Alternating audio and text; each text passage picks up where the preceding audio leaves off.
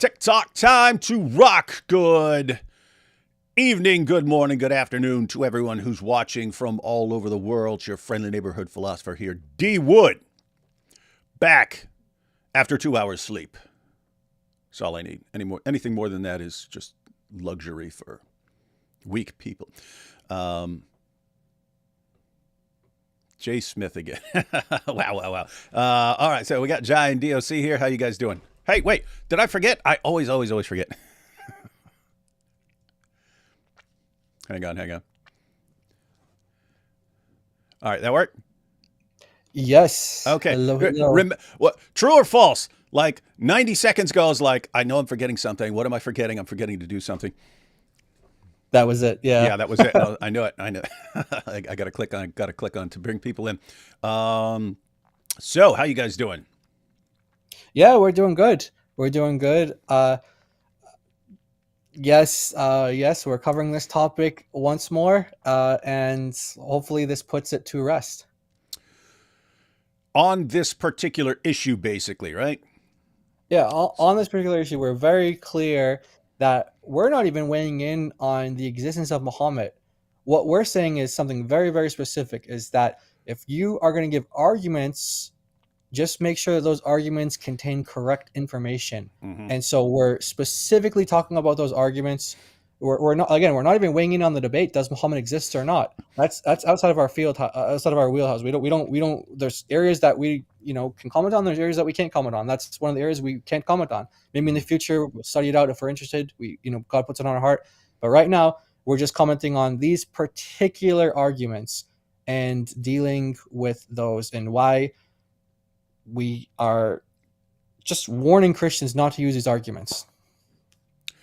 And I can't even tell who's a troll at this point. Like here, It's pretty hard. It's pretty hard because the people that this topic draws in, you're going to get a lot of Yeah, so what do you think, troll or not? Kevin from Sales says, I just find it interesting how there are no coins of Muhammad, nor anybody but Muslims have ever written anything about him. It's like he clearly never existed. That kind of sounds like a troll, because Muslims never wrote anything about him. Muslims never wrote anything about him? Oh, no. Nor anybody but Muslims have written anything about him. Oh, no, this may be serious. Like, so you've got Bukhari and stuff, but no one else ever wrote about him. Yeah, like John of Damascus, and so never wrote about him. No one ever wrote about him. Yeah, we have tons of writings from early Christians writing about him, but yeah. So I don't know either who's a troll at this point or who's not. It's just this topic. It brings out, it seems like, the worst of whatever types of people that really have strong opinions on topics that they don't really understand. And the reason it's hard to distinguish a troll from a serious, a true believer in this case is conspiracy theories tend to have this effect on people. Conspiracy theories, guys, keep in mind, you can't call it a conspiracy. This is the mother of all conspiracy theory. Keep in mind, there are conspiracies. That happens. There are conspiracies going on in the world right now. Someone's conspiring right now to do stuff. In every place you can think of, there are people conspiring to do things, and so on. Sometimes conspiracies are successful. Sometimes they're not, and so on. But people saying this is the mother of all conspiracies right here. I mean, they conspired to invent Muhammad and his entire bloodline and the entire supporting cast and everyone around him and a city and basically an entire century worth of people and tons of writings of people that never existed, writing about people who never existed. There was a huge team of people conspiring to invent an entire religion here. If this was successful, this was by far, I can think of nothing that is even remotely in the same ballpark. This is by far the most successful conspiracy of all time. And they've literally, if this is true, if this conspiracy theory is true, they have literally duped billions and billions of people, Muslims and non-Muslims, on this. And it's just a handful of people who have caught on and seen through the conspiracy. But guys, that's why cults tend to have a certain psychological effect on people. And that's why conspiracy theories have the same impact, psychological effect on people. It makes you think you're special. You're the one who sees through everything. You're the one who's got the special knowledge. Everyone else, they're dumb. They haven't figured it out. They can't catch on. But you're part of this elite group of people who have figured everything out. So you already feel you're smart. You're part of a smarter group that's really caught on to things, and everyone else, they're just the dupe. They're just the dumb morons who fell for everything, and it just fills you with contempt, and so you act in a certain way when you respond to people. But guess what? When you're making fun of someone like that and trolling, pretending to be someone like that, you act exactly the same. Like if you act like you're from a cult, you'll sound like someone who's from a cult, but someone who's actually in a cult will sound like that. And it becomes very difficult to distinguish the true believers from the mockers. So that's the rough situation we're in right now. But before we jump into the latest argument, I was asking you guys right beforehand, did you check out, because I was working on my new Al-Zut video, while AP was debating, and so was not paying attention to that.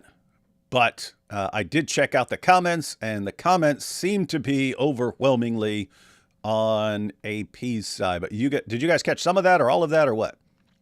I caught some of it, and it was like the worst case for Islam, for Muhammad, that I've ever heard. It was a terrible it was a terrible argument from Psalm 72 that this supposedly prophesies Muhammad. And the funny thing is that the Muslim that was debating, the guy was saying, and we're not using typology. We're not using the typological argument, but he's using Psalm 72. Like this is the problem with a lot of Muslims. They don't understand the words that they're using. They don't know the difference between prophecy and typology. And so he was using that as his number one argument. And then after that, it was some bizarre argument about, the author of the Quran knowing Hebrew. And then AP's rebuttal to that was hilarious because he pointed out things I would guess he doesn't even know the Hebrew name for God. Well, yeah, but what AP pointed out was Ozair, chapter, saying that Ozair is the son of Allah, and he's saying, okay, so this he can't get right. He doesn't know what Jews believe in, but yet you're telling me that he knows Hebrew. And he can't, understand. He doesn't know the difference between the Talmud and the Torah. The Talmud and the Torah. He doesn't know the difference between those two, but you're telling me he knows Hebrew. And so he kept pointing out all these inconsistencies, and the Muslims it just goes right over. It's like incredible. Like, as long as they're laughing and smirking throughout the debate, I guess that's enough for their crowd. But everyone else can see that the guy just did terrible. Oh boy. So, it's crazy because I keep remarking, I've been doing this for a long time. If Muslim Dawah guys actually thought they could defend Muhammad and the Quran with all the stuff that they tell each other, they should be wanting to debate, was Muhammad a true prophet? Is the Quran the word of God, or is Islam true? Over and over and over again. They almost never want to touch it. The only time they will touch it is if it's because they want a different debate more, and you make it kind of a condition, right? In other words, if you want to debate the Trinity, if they want to debate the Trinity or the deity of Christ, because that's all they want to attack. They want to attack the Trinity, the deity of Christ, Trinity, deity of Christ, Trinity, deity of Christ. It's all they want to attack. The only time you'll get a debate on a Muslim topic is to say, okay, if you want that debate, then you have to do this debate as well. And usually they'll just back down instantly and say, okay, then we're not going to debate, because there's no scenario where we're actually going to try and present a case that Muhammad is a true prophet, because deep down we just know that our arguments suck and cannot stand up to scrutiny. It's like Yasser Qadi knowing, hey, here's this thing that we all have to believe as Muslims. We know it can't stand up to scrutiny. We know it. Talking about hadith methodology and so on. But they know that with their entire religion, it can't stand up to scrutiny. But they all run around thumping their chest. This is the proof. This is the proof. Allah's given the clear proof. They just can't say what that clear proof is without lying. So anyway, it was actually cool that we're going to get a debate on whether Islam is true for once, but doesn't sound like it went well. Well, No, didn't go well for the Muslims. all right, all right, all right. Now on this topic, we've got Jay Smith, and we've got Jay Smith's. Let me go ahead and point this out, ladies and gentlemen. Right before we started, I was saying Jay Smith should be on like the Mount Rushmore of Christian apologetics and polemics dealing with Islam. He's one of the OGs. He inspired a ton of people. He is one of the main reasons that Christians are crushing people. He's one of the main reasons that Christians eventually took over Speaker's Corner to where Dawa guys are all on the run right now. He set the stage. He stood his ground for decades and so on. When he came out, when he started arguing Muhammad didn't exist, I've always held the position, hey, it's kind of a new argument. Sometimes you just have to run arguments. Sometimes you just have to run the argument, see where they go, see if it works. You give an argument, people will respond to the argument and so on. You'll find any weaknesses. You can try to reformulate the argument to respond to any weak spots and stuff like this, and you eventually get to the strongest possible case. And I'd love to see what the strongest case is against the existence of Muhammad, because I'm thinking, again, I believe Muhammad existed and so on, but I do understand there are all sorts of problems with these sources. So at the end of the day, by arguing as forcefully as you can, that's going to ultimately force people to respond to it. And then you eventually get to a point where, okay, this is the best case we have against the existence of Muhammad. This is the best case we have for the existence of Muhammad. And I'm assuming a lot of confidence in the Muslim sources is going to be weakened, and you'd hope that Muslims recognize their sources really suck and they have a garbage methodology and so on. But with that said, you got to use good arguments, and if you come up with an argument and it's terrible, then you need to not be using that. And I would say be kind of careful using arguments, especially if someone else is feeding you information and telling you, hey, here's this great argument. And you want to be careful, because if you come out and you give like a crap argument, so guys, keep in mind, we're not talking about, this isn't whether there's a good case against the existence of Muhammad or anything else like that. This is a particular argument we're going to be taking a look at, which we happen to think is absolutely terrible. And I didn't know how I keep assuming there's some better case than what I've seen, but we had Mel in the chat yesterday, and I invited him to join us to present the evidence repeatedly. Say, hey, if I'm missing something here and you actually have more of a case than what it sounds like, by all means, join us and present the evidence. But based on what it sounds like, it is like what you were just talking about with Dee's response. It's the level of argumentation I expect from Dawa guys now. And we should not be arguing like Dawa guys, but that's all I'm seeing right here. And the fans of the arguments sound like Dawa fans, like brainwashed Dawa fans. And so that's creepy. We do not want to head in that direction, everyone. We do not want to head in that direction, because you can use bad arguments and spread around bad arguments and tell people, wow, you're special. You've got this awesome proof. And oh boy, it's I said yesterday, it's like what I've been saying for over a decade, that Islam has like this 99-1 rule where it's just built in. If you give an argument and 99% of people are not going to look it up and they're just going to believe what you say, it's in your best interest to keep using that argument. If you don't care about the truth, it's in your best interest to keep running terrible arguments that no one's going to investigate if 99% of people are just listening to, because you get a bigger and bigger following for your argument, and they can drown out any contrary voices and so on. But again, that's if you don't have the truth. It's in your interest to do something like that. That's always been the methodology of Islam. So we do not want to see Christianity or Christian apologetics or Christian polemics becoming like that. Because it's just bad, man. It's just bad. All right, what are you guys thinking on all this? Yeah, I agree, but there are lots of Christians who are saying, why are you guys doing this publicly? Can't you not do it privately? You look like you're attacking a brother. What would you say to that? Well, before Dave, before you share your thoughts on that, I want to say that we invited Jay on this stream. Just to be perfectly clear, we invited him. We said we're willing to accommodate any time he wants to join. If he can't join today for whatever reason, we can do another stream another day.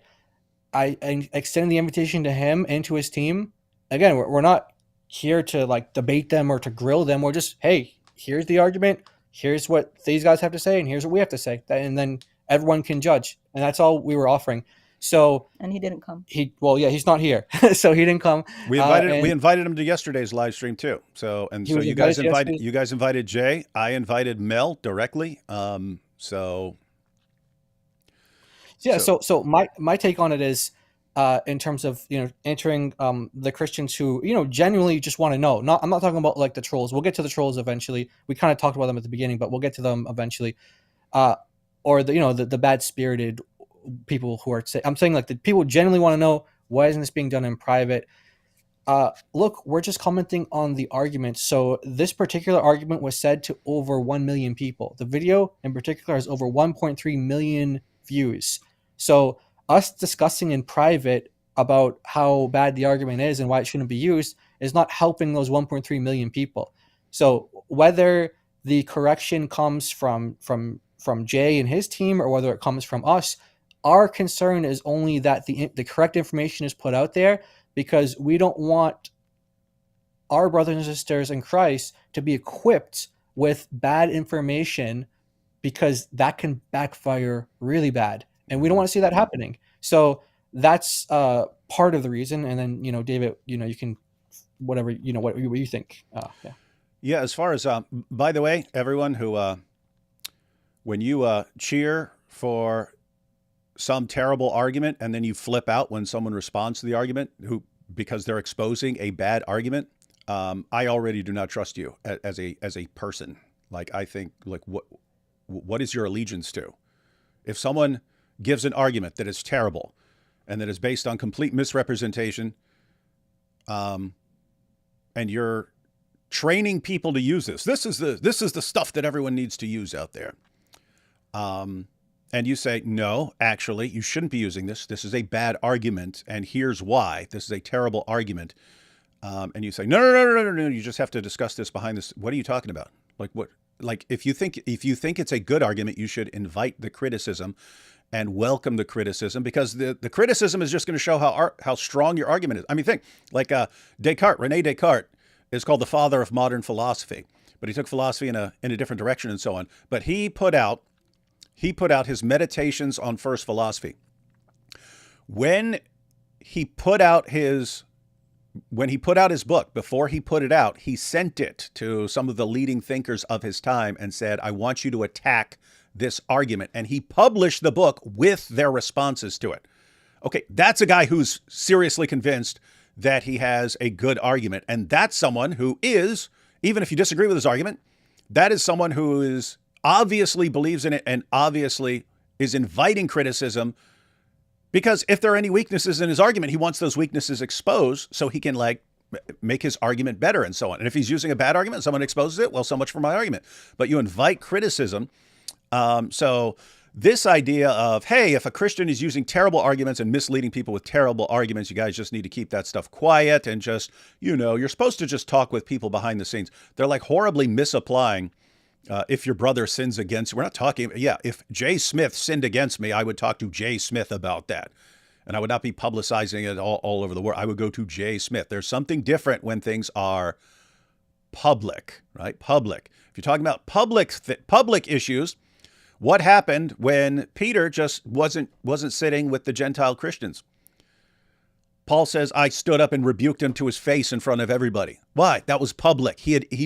Peter was influencing other people.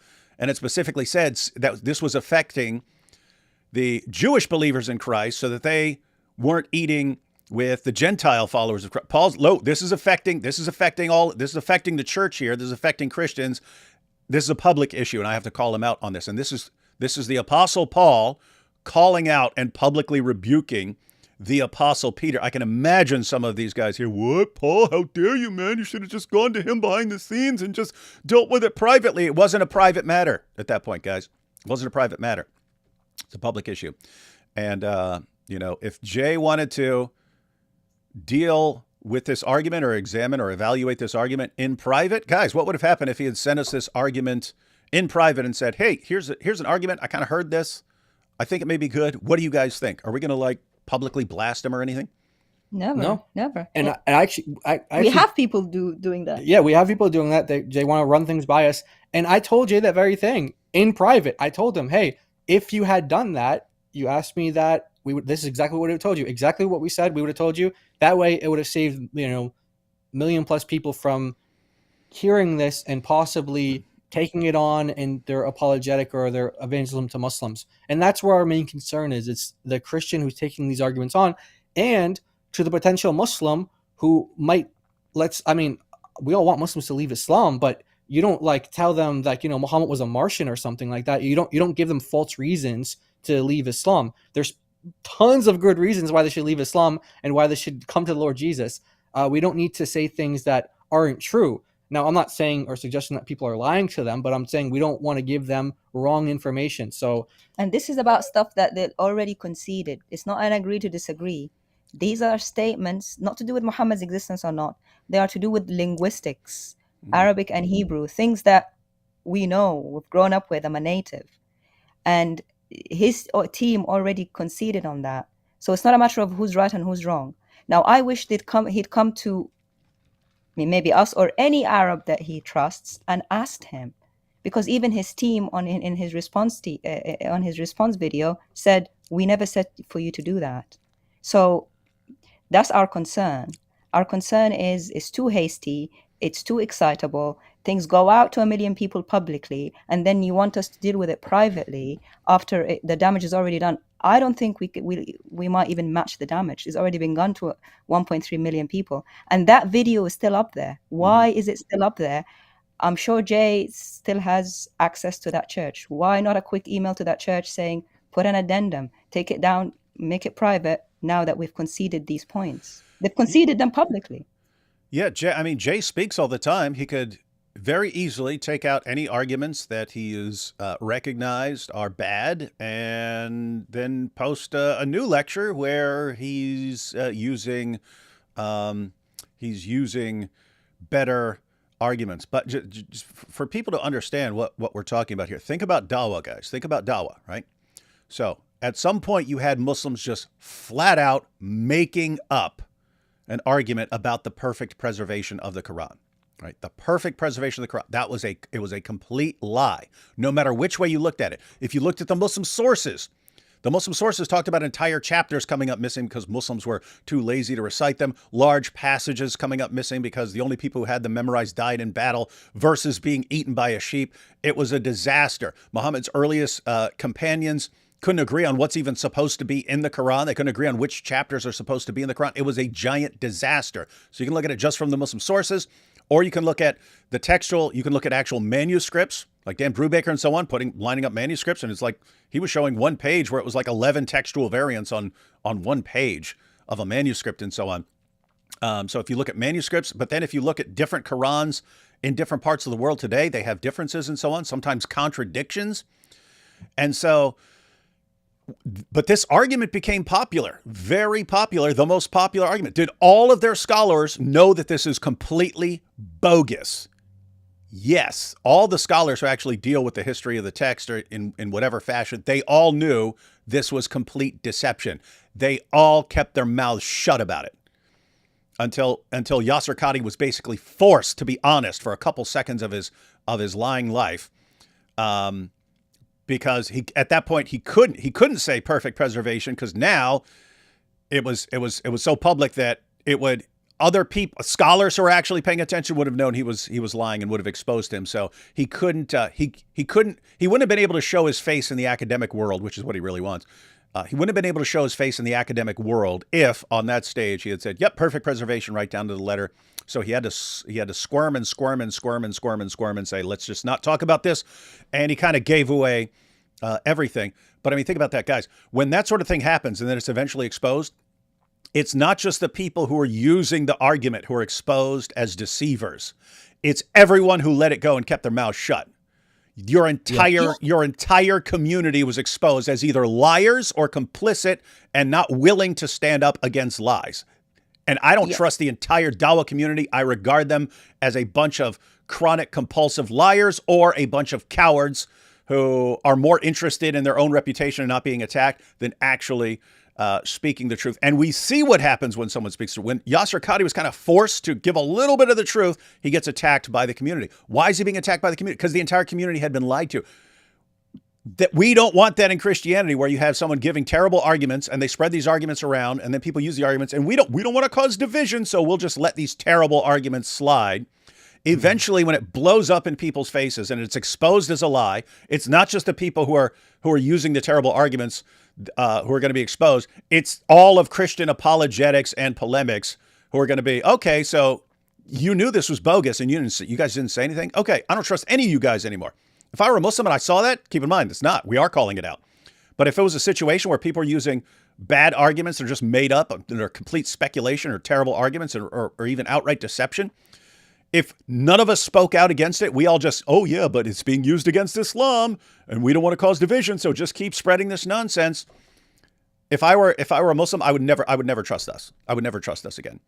And so it's like Christians, that's what you want to do with Christian apologetics is just turn it into like deception and cowardice. Not on our watch. What were we saying? Yeah, this and let all the Muslims and non-Christians hear it here. We don't just jump on Dawa gangs for misrepresenting the Arabic, but then when it comes from our own camp, we let it slide. Any Muslim who knows Arabic will say, you guys, you're from the same team because they see us all as one. You're going to let him say that Muhammad is Messiah. You guys don't know what Messiah is in Arabic. You guys call Muhammad hijab out when he makes one vowel mistake. We but do. You're not gonna call this out, and so it's like, yeah, exactly. Exactly. So no, we don't have partiality. We're calling all of it out, so that no Muslim will say when it comes from your camp, you're cool letting falsehood slide. And again, it's not about persons or personalities. We're talking about the arguments. Now, I do want to speak to this now. So this, by the way, what I'm about to say is nothing, not being emotional or anything, but I'm just being factual, that we've received more attacks since we did the stream on this in days than we've ever received from any Muslims, right? And I'm not appealing to emotion or anything. I'm just saying there's so many people that, because Jay Smith has such a high status and like David said, like legendary status in the Christian apologetics world, that people just take what he says as pure gospel and they will run with it. And they don't know enough to fact check it. They don't know how to fact check it. And so they'll just say, hey, Jay said it. Who are you guys? You guys are new on the scene. Why we trust you guys? So those attacks from those people, and by the way, I know there's people who run to Jay. There's people who are going to be listening to every second of this stream, running to Jay and saying, hey, Jai said this. Daughter of Christ said this. David said this. Oh, guess what? Jay mentioned you to me. He mentioned 3 of you. I know we know who you are, and we know what you guys do. And look, that's not Christian behavior. The book of Proverbs warns against busybodies and gossips. And I'm just going to be straightforward. I'm not going to name names, but people have lied about us. And and in the video that Jay produced, because of these people, because Jay doesn't watch the videos, he doesn't watch our responses, he's not going to watch this. So what he does is he has to rely on people to relay the information to him. Well, a number of these people either don't understand us, and in some cases they just completely lie about us, and that is not Christian behavior. So if it sounds a little emotional, it's because, you kind of expect a Muslim to lie about you. You expect a Muslim to betray you.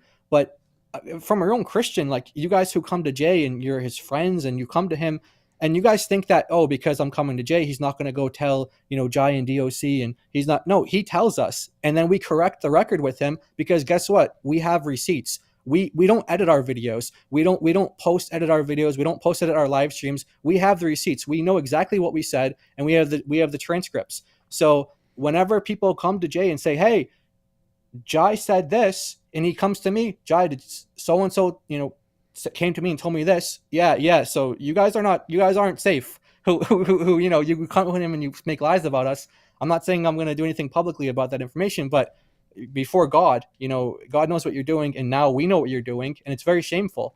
And some of the people who are involved in this, it's really shameful. But those people who have that kind of cult personality and just, and they're willing to lie about us. Well, thankfully we can set the record straight with Jay directly, so there's no miscommunication there. But because of that, this video that we're going to review today, the response video, it was filled with a lot of slander, lies about personal things that we're supposed to have said, we're allegedly saying, and did. And so afterwards, after that, Jay had to edit things out because of these people who go around telling them, Jay and the Daughter of Christ said this, and we never said that. And Jay got it confirmed that we never said that. So he had to go around and edit those things out. So we don't know how many people heard the misinformation, the slander, and the lies about us. But, God knows the truth, and our feelings are not hurt. I'm just being factual about this. And I just wanted to get this out there, that those people who do that kind of stuff, that's not right. And for the people who come and attack us and say, hey, what are your qualifications? What are your degrees? You guys don't know what you're talking about, whatever. Look, I mean, you guys can make arguments against us. You can challenge us, but just listen to us. Don't just repeat the same stuff over and over and think that you're going to impress us with some sort of, For them, I would say, is your idol Jay Smith, because he concedes. His team concedes that we're right in the response that we'll show you. Every point All that we raised, points every point that we raised, they concede on. And we're going to see that in this video.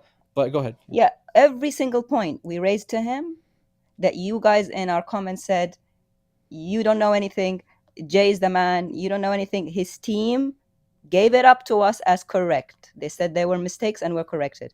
Where I have a screenshot from Mel saying, to be fair to Jay and the DOC, they only talked about corrections. They didn't make it personal. And he corrected it. So if your idol is them, they're saying we're right. So now where are you going to go? When are you going to have your loyalty be to correct information? To the truth. To the truth. Not to people. Not to us. Not to Jay. Just to the truth. That's it. That's what we're asking. Yeah. So that's like a very, a very vocal but small percentage of the people that are commenting, but they are very vocal.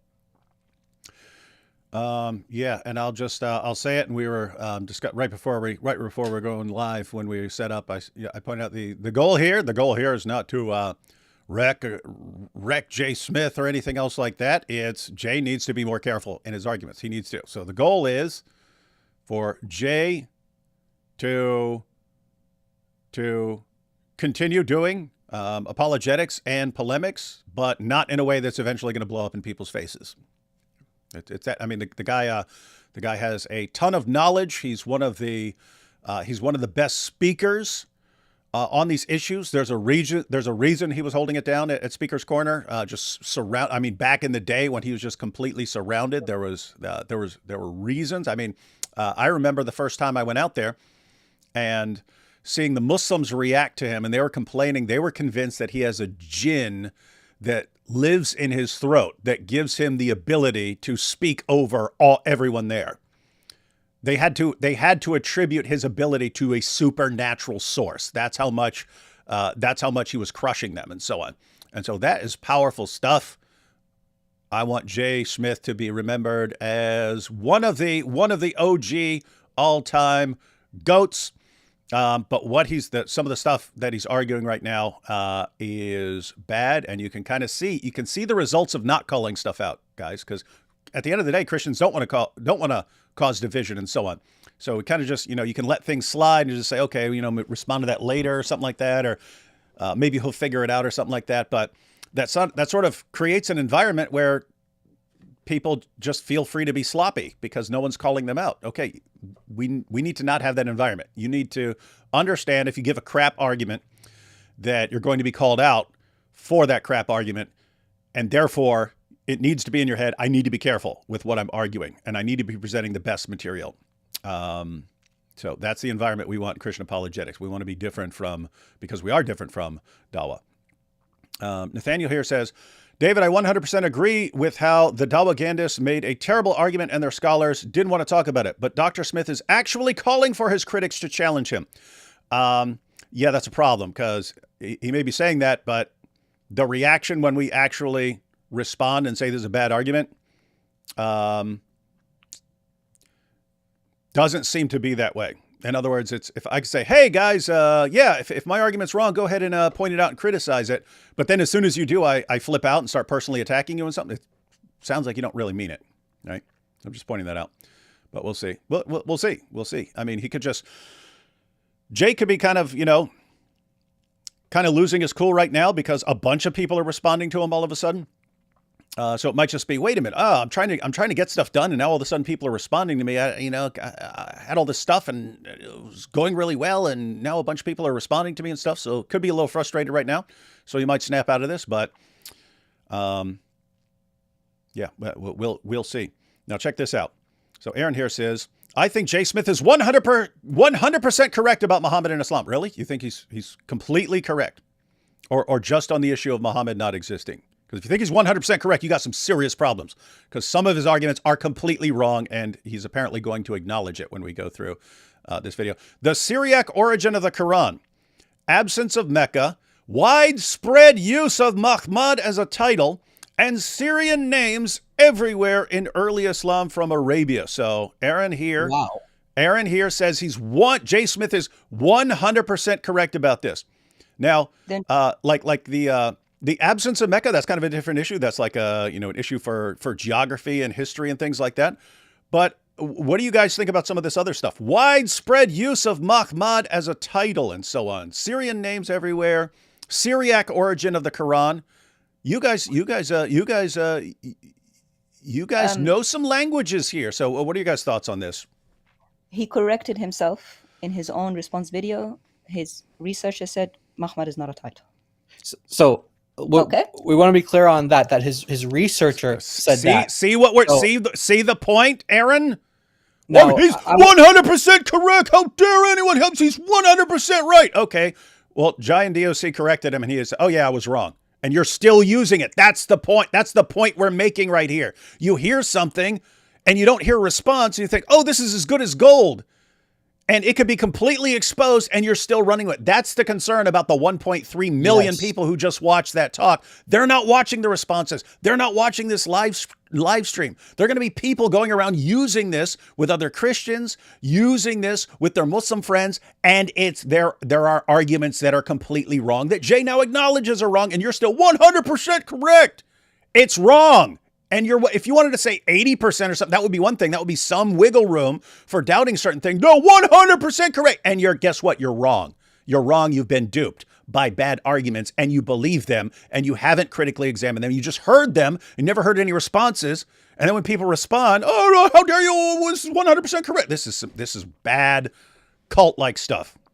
And this is exactly what I was talking about, and what you just mentioned now, and that's exactly it. It's like they heard Jay say this, and now that's it. It's the truth. And so that's the concern, because it's not just this person, but 1.3 million people heard this. So, why are you guys going public? Because we want people to know the truth. It's like, this guy doesn't know that, so to be clear, Mel's researcher is the one that conceded on all the points that we made.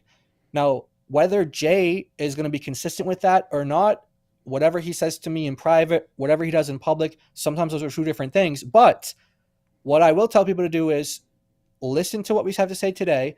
And if Jay agrees that these are corrections that need to stand, then this video is only meant to be a help for him, then, as a service to him, to say, hey, Jay has agreed that these corrections need to be made, and therefore we're just helping spread, to let people know, spreading the information, let people know, don't use these arguments, because even he says that. But if he continues to use the arguments, which it's very possible, because it tends to be that way, from I hear one thing, then all of a sudden something else happens. Okay, whatever. And again, that's very common experience that I've been having with him, is that he might actually still use the arguments. So I don't know. I can't tell you guys for a fact if he's going to use them again or not, despite what is said in the response video. But his researcher in the video concedes to every single point that we made. I think you guys now know that if there's one thing we're good at, is receipts. We have receipts from his own mouth, his own team's mouth, in his own response, and he didn't challenge it, saying we shouldn't have used the word title. We should have used the word description. Like you said, it doesn't save it though, but yeah. It doesn't save it. It doesn't save the argument, but they said Mahmud was never a title. It's a description. Like you say, someone is tall, someone is short, someone is beautiful, someone is lovely. It's not a title. Sorry, go on, Dave. Oh no, I'm just these guys are making our points, but he's right about the title. They're acknowledging they're wrong about the title. What more do you want? Yeah. The moment it was criticized and exposed, the moment people pointed out, the moment Jai and DOC and others pointed out, hey, you're wrong about this. Oh yeah, we're wrong about that. We'll pull back from that and stop using it. But everyone else is still. But he's right about the titles. Right about Mahmud being a title. What? You, if you heard it from Jay and you didn't research it, and then Jay admits it's wrong, why are you still saying, oh, it's a good argument? Like what? I don't even. Again, this is like. Yeah, they have no other reason to believe it. Except that Jay said it. Now he's, well. You guys, we're not a cult. We're not a cult. We're not a cult. No one is 100% right all the time except God. You guys are going to find errors in what we say, right? You have to fact check be Bereans. What's wrong? What's wrong? Are we Muslims all of a sudden? And he's our Grand Mufti? Hey, Jai and DOC, have you guys made all kinds of mistakes in your life? Gotten things wrong? Of course. Absolutely. Should anyone take you guys as unquestioning authorities who are always right on everything and cannot be corrected? No. We want you guys to be Bereans, to fact check, look things up. That's why. That's what we call people to do. I've always worked in a team. I was with Jai, and before that I was with others. I never worked alone. Why? Because I wanted people to check. When I do a translation of Arabic, I pray, I translate it, I look back on it, I translate it, I ask Jai to look at it, he translates it, and then we see if it matches. We work so hard to check that there are no mistakes, and yet we see the other side just throwing out grand claims that no one has ever heard. In history, in my language, I've never heard that Messiah is Mahmud. Never. No, Mahmud. You never even heard Mahmud in I've Arabic. never heard the word Mahmud itself. But the word in Arabic. In Arabic, Mahmud, it doesn't exist. But to say that it's Messiah, we've had Christians for hundreds of years, even before Muhammad. None of them said, you know what, this false guy Muhammad, his name sounds similar to our Messiah. But now none of them said that. Now all of a sudden someone in the 21st century says it. Everyone takes it as gospel. And I'm looking at it like, what is going on? How have we gone mad? And then even he concedes that he shouldn't have said that. And they're still going on about it. It's insanity. I didn't expect that from Christianity, from Christians. From Christians. Christianity is built on the truth. We're not Muslims.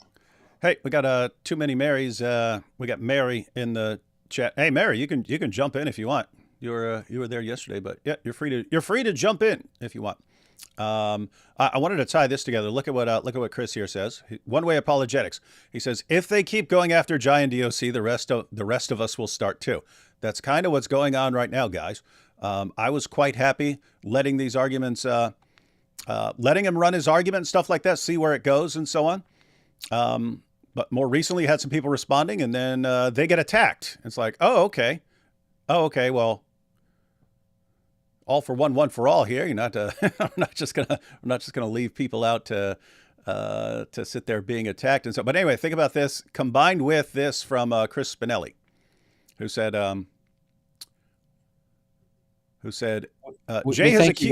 Jay has accused you, David, of chasing the money when you disagree with him about Momo not existing.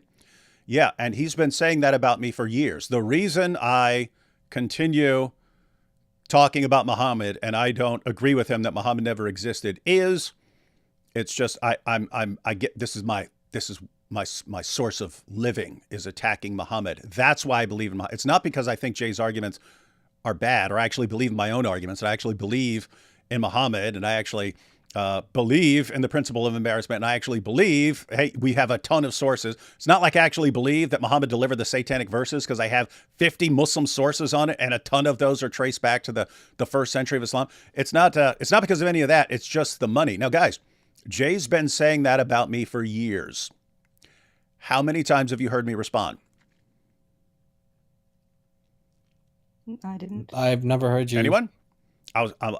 I let him go with that. If that's what you want to say about me. But then he starts saying about other people. Okay, that's a different. You can talk trash about me all day long. You can attribute every diabolical motive you want to me. I'll let you go. You start doing that with other people that I know, then you got a problem. And I'll just say I seriously don't trust people who argue like that.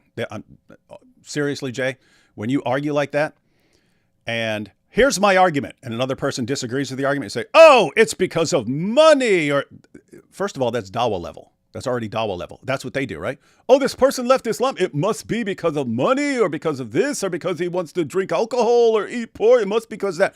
Right. It couldn't be because the person looked into the life of Muhammad and so on and decided that Islam is false. It can't be that from a dawa perspective. Same thing. And now they just seems like Jay was around dawa guys so long he adopted all their tactics and so on. I'm not saying intentionally, but this seems eerily similar to dawa. But yeah, guys, so Jay's been saying that for years. I've never responded. I've just taken it. But now he's using that against other people, and that's a different story. Now, since this is the one time I'm talking about this responding to Jay, for me, I'll just point out, as I pointed out before, when me and Nabil decided to go after Islam, we thought we were dead. We thought we were signing our death certificates by going after Islam. Because you guys are familiar, right now, you guys are familiar with tons of people going after Islam. Back then, almost no one was going after Islam. Definitely not how I was, right? And so with Nabil, it was, hey, there are not a lot of public ex-Muslims going around talking about Islam and so on. So we understood that if Nabil is going to be kind of the public face of an ex-Muslim, that he's in danger. I would not have the death sentence on me for being an ex-Muslim. So part of my reason was I'm going to dial it up so that I'm more of a target than he is. Even though I'm not an ex-Muslim, I will make sure my rhetoric and my condemnation of Muhammad and my mockery of Muhammad always make me a more attractive target than Nabil. So that my theory was, as long as I'm still alive, he'll still be alive. Because if you're going to kill one of us, you're going to come after me. So I made sure that my rhetoric and my mockery of Muhammad overshadowed their desire to kill him as an ex-Muslim. And what happens over the years? I mean, when my two oldest sons were 4 and 6, I would still have to travel, but we're getting death threats. And guess what? It's not just against me. The death threats aren't just against you. They're against you, your wife, your kids, your mother, everyone. Everyone's under a death sentence, according to the messages these guys were sending. But my wife, I was out of town, and we were still getting death threats. My wife had to sit our oldest kids down, who were 4 and 6 at the time, and say, guys, if Daddy's not here and someone comes into this house and you hear them breaking through the door or something, I do not want you to help. I want you to run and hide. And even if you hear them get me and you hear me screaming, I do not want you to help me. Stay hidden. And just know, even if you hear me screaming, just know I'm more concerned about you than I am about myself, and I want you to stay hidden. Do not try to help me. These are the conversations that we have to have over the years. Wow. Now, keep in mind, eventually they got older. When they turned 10 and 12, I said, guys, you're getting bigger now. New set of rules. Anyone comes in this house, you protect your mother with your life. That's the new rule. But back then, those are the kinds of discussions that you had to have, because there weren't a lot of people. There were a handful of people, and people were getting killed for criticizing it. Theo Van Gogh was killed on the street for criticizing Islam. And so when you're one of the only people who are responding to this, when you're one of the only people responding, they can get you. They can get you if they decide to. So it is a legitimate issue. And it was back then I was thinking, okay, 99% of these people are just running their mouths. They're not going to do anything. If 1% of the people who are sending me death threats actually intend on following through, that's still a ton of people who are planning to kill me. And so anyway, those are the kinds of discussions we have to go and we have to have and so on. And then all of a sudden someone gives an argument. Hey, I don't think Muhammad existed. And you say, well, I think your argument's wrong. Ha! You're in this for the money.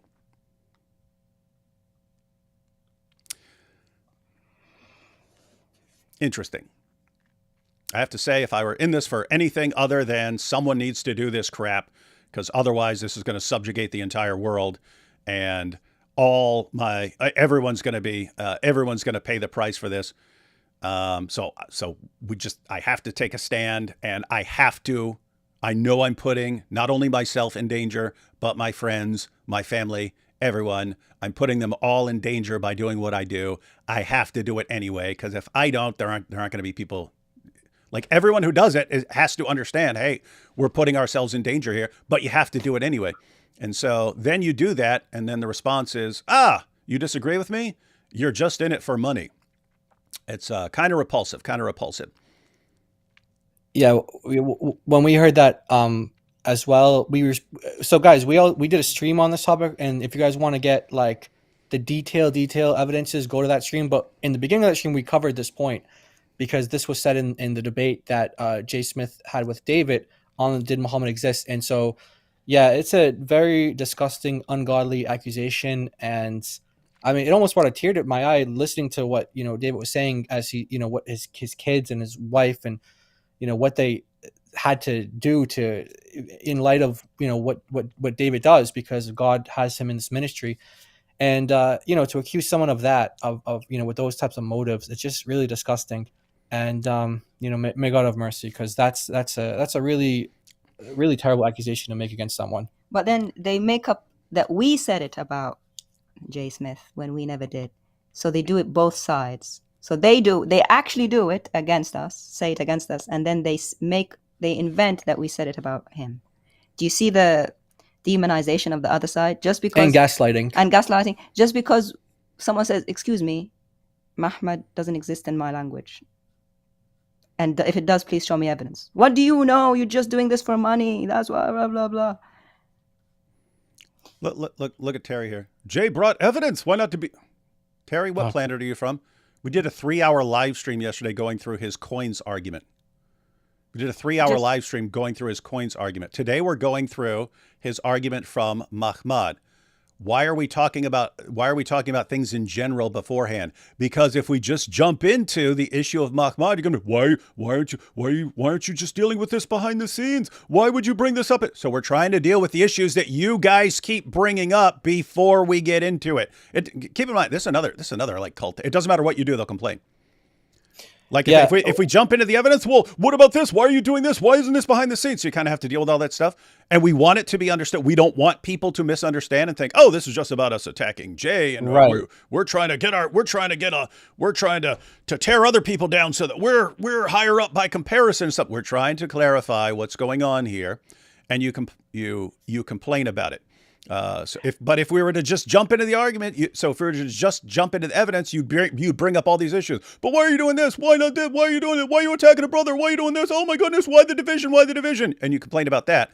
So then if we try to deal with those issues before we deal with the evidence, well, why aren't you talking about the evidence? Why aren't you talking about the It doesn't matter what we do, you guys complain. Yeah. Get a freaking life, man, or go somewhere else. We'll do what we want on our live stream. We'll do it how we think is best. And if you don't like that, you have my full permission to cry me a river. Hey, I mean, we did that. We had to do so many caveats and explanations before we got into it as well, for the same reason.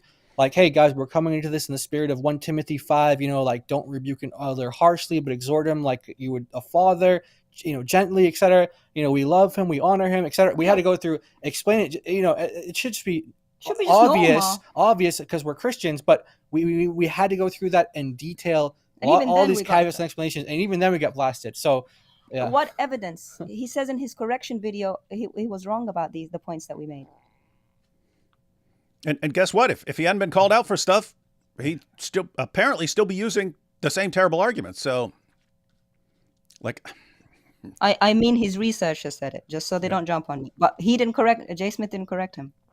They conceded it. Yeah.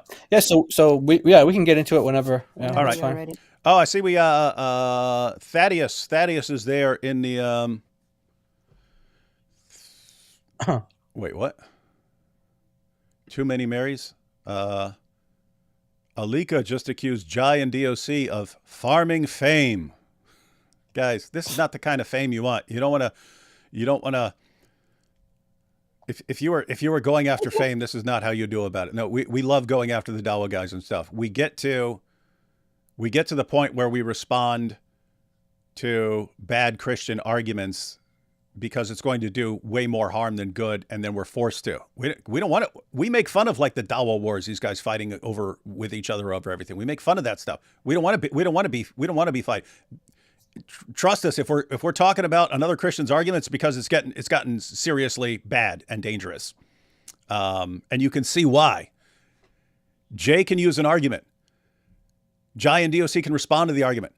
Jay can admit, yep, it was a bad argument. I'll stop using it. And people will still be using the argument and still saying right here in the same stream, it's 100% a good argument. And it's based on nothing besides hearing Jay say it. And Jay admits it was a bad argument, and you'll still keep you. This is the problem, guys. This is why you have to deal with this stuff when it pops up. But yeah, Thaddeus, if you want to jump in, you can, man. You can. But we're going to go ahead and, oh, darn, I forgot there were a bunch of super chats. Okay, I'll take like the first 3 or 4, and then we'll jump into the video. Let's see. Zut criterion of embarrassment. Come on, man. Come on. What's up with this, man? This is a good, nice channel. Yay, Jai and DOC. Yeah, Jai and DOC are cool. I'm glad Jai and DOC are on our side. Can you imagine if Jai and DOC were on the Dawa side? We'd be in a lot of trouble right now. We would convert to come follow Jesus, actually. Hey, Truth. Yes, we did see your message. I actually responded. I thought I responded to you. Did I? Let me double check. But yeah, he sent a bunch of arguments, and we're gonna review them. But I did respond. I thought. And if I wanted fame, where's my face?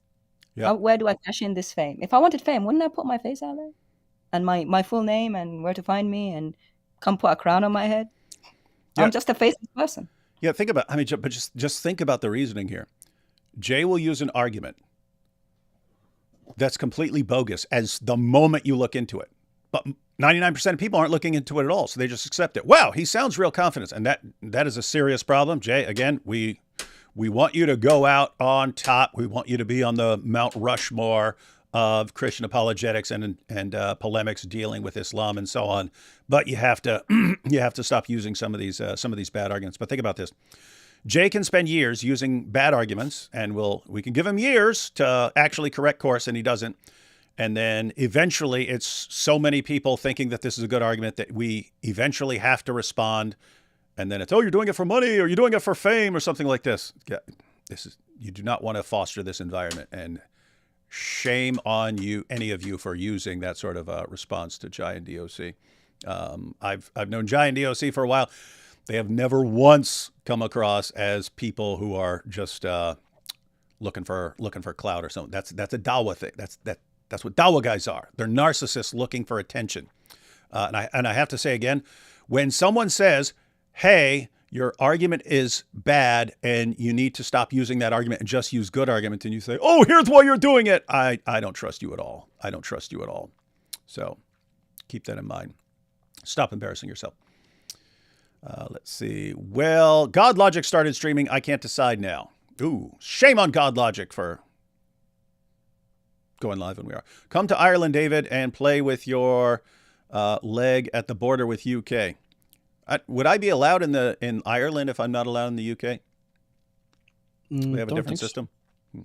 I think it's the same. I think it's the same rules. Jai and DOC, D Wood on the same day as Al Zut video. Yeah, that's why I'm horribly tired right now, because I was editing that all morning and stuff. So I was up all night and then stayed up all morning. Watched IP and Than with Jay Smith after your live yesterday. Wow, Jay came out swinging, seemed to simmer down towards the end. Tried to watch AP, and Dean responds, but needed sleep. Well, fortunately, the debate is still is up, so everyone can check it out. So I haven't seen it. I haven't seen it either. Dean responds yesterday versus AP, said Muhammad fulfilled Psalm 72:15. He is an Arabian king, continuously praised like Mahmud means the praise one. Yeah, so guys, notice if you go to Psalm, so Dean, it's a perfect example. Dean Responds could put this in a video. Psalm 72:15 is about Muhammad. And all his Dawah fans will, yeah, Psalm 72, Psalm 72. It's a terrible argument. If you were a Muslim and you knew it was a terrible argument, should you call him out on that before he spreads a terrible argument that's going to blow up in his face? I would say yes, but they won't. The idea that we should be like that and just, oh, it's a terrible argument, but we should let it slide because we don't want to cause division. Yeah, because in Islam, the end justifies the means. As long as we get someone to become a Muslim and get them on our side, and as long as you say it confidently enough, you're cool. They're confidence tricksters, but we're not confidence tricksters. We're Christians. And notice what was behind Veil's biggest problem with this Dawah Diddy chat. 75 people, not one person in private, Not one person called him out. Why? Because it's Muhammad hijab. That's why. That's the only reason. We don't want that culture over here. Keep it in Islam, guys, not over here. Yep. And as the Islamic sources get more well known, do you think it'll cause Muslims to be radicalized more, mass apostasy, or both as polarization occurs? I think it'll be more in the mass apostasy direction.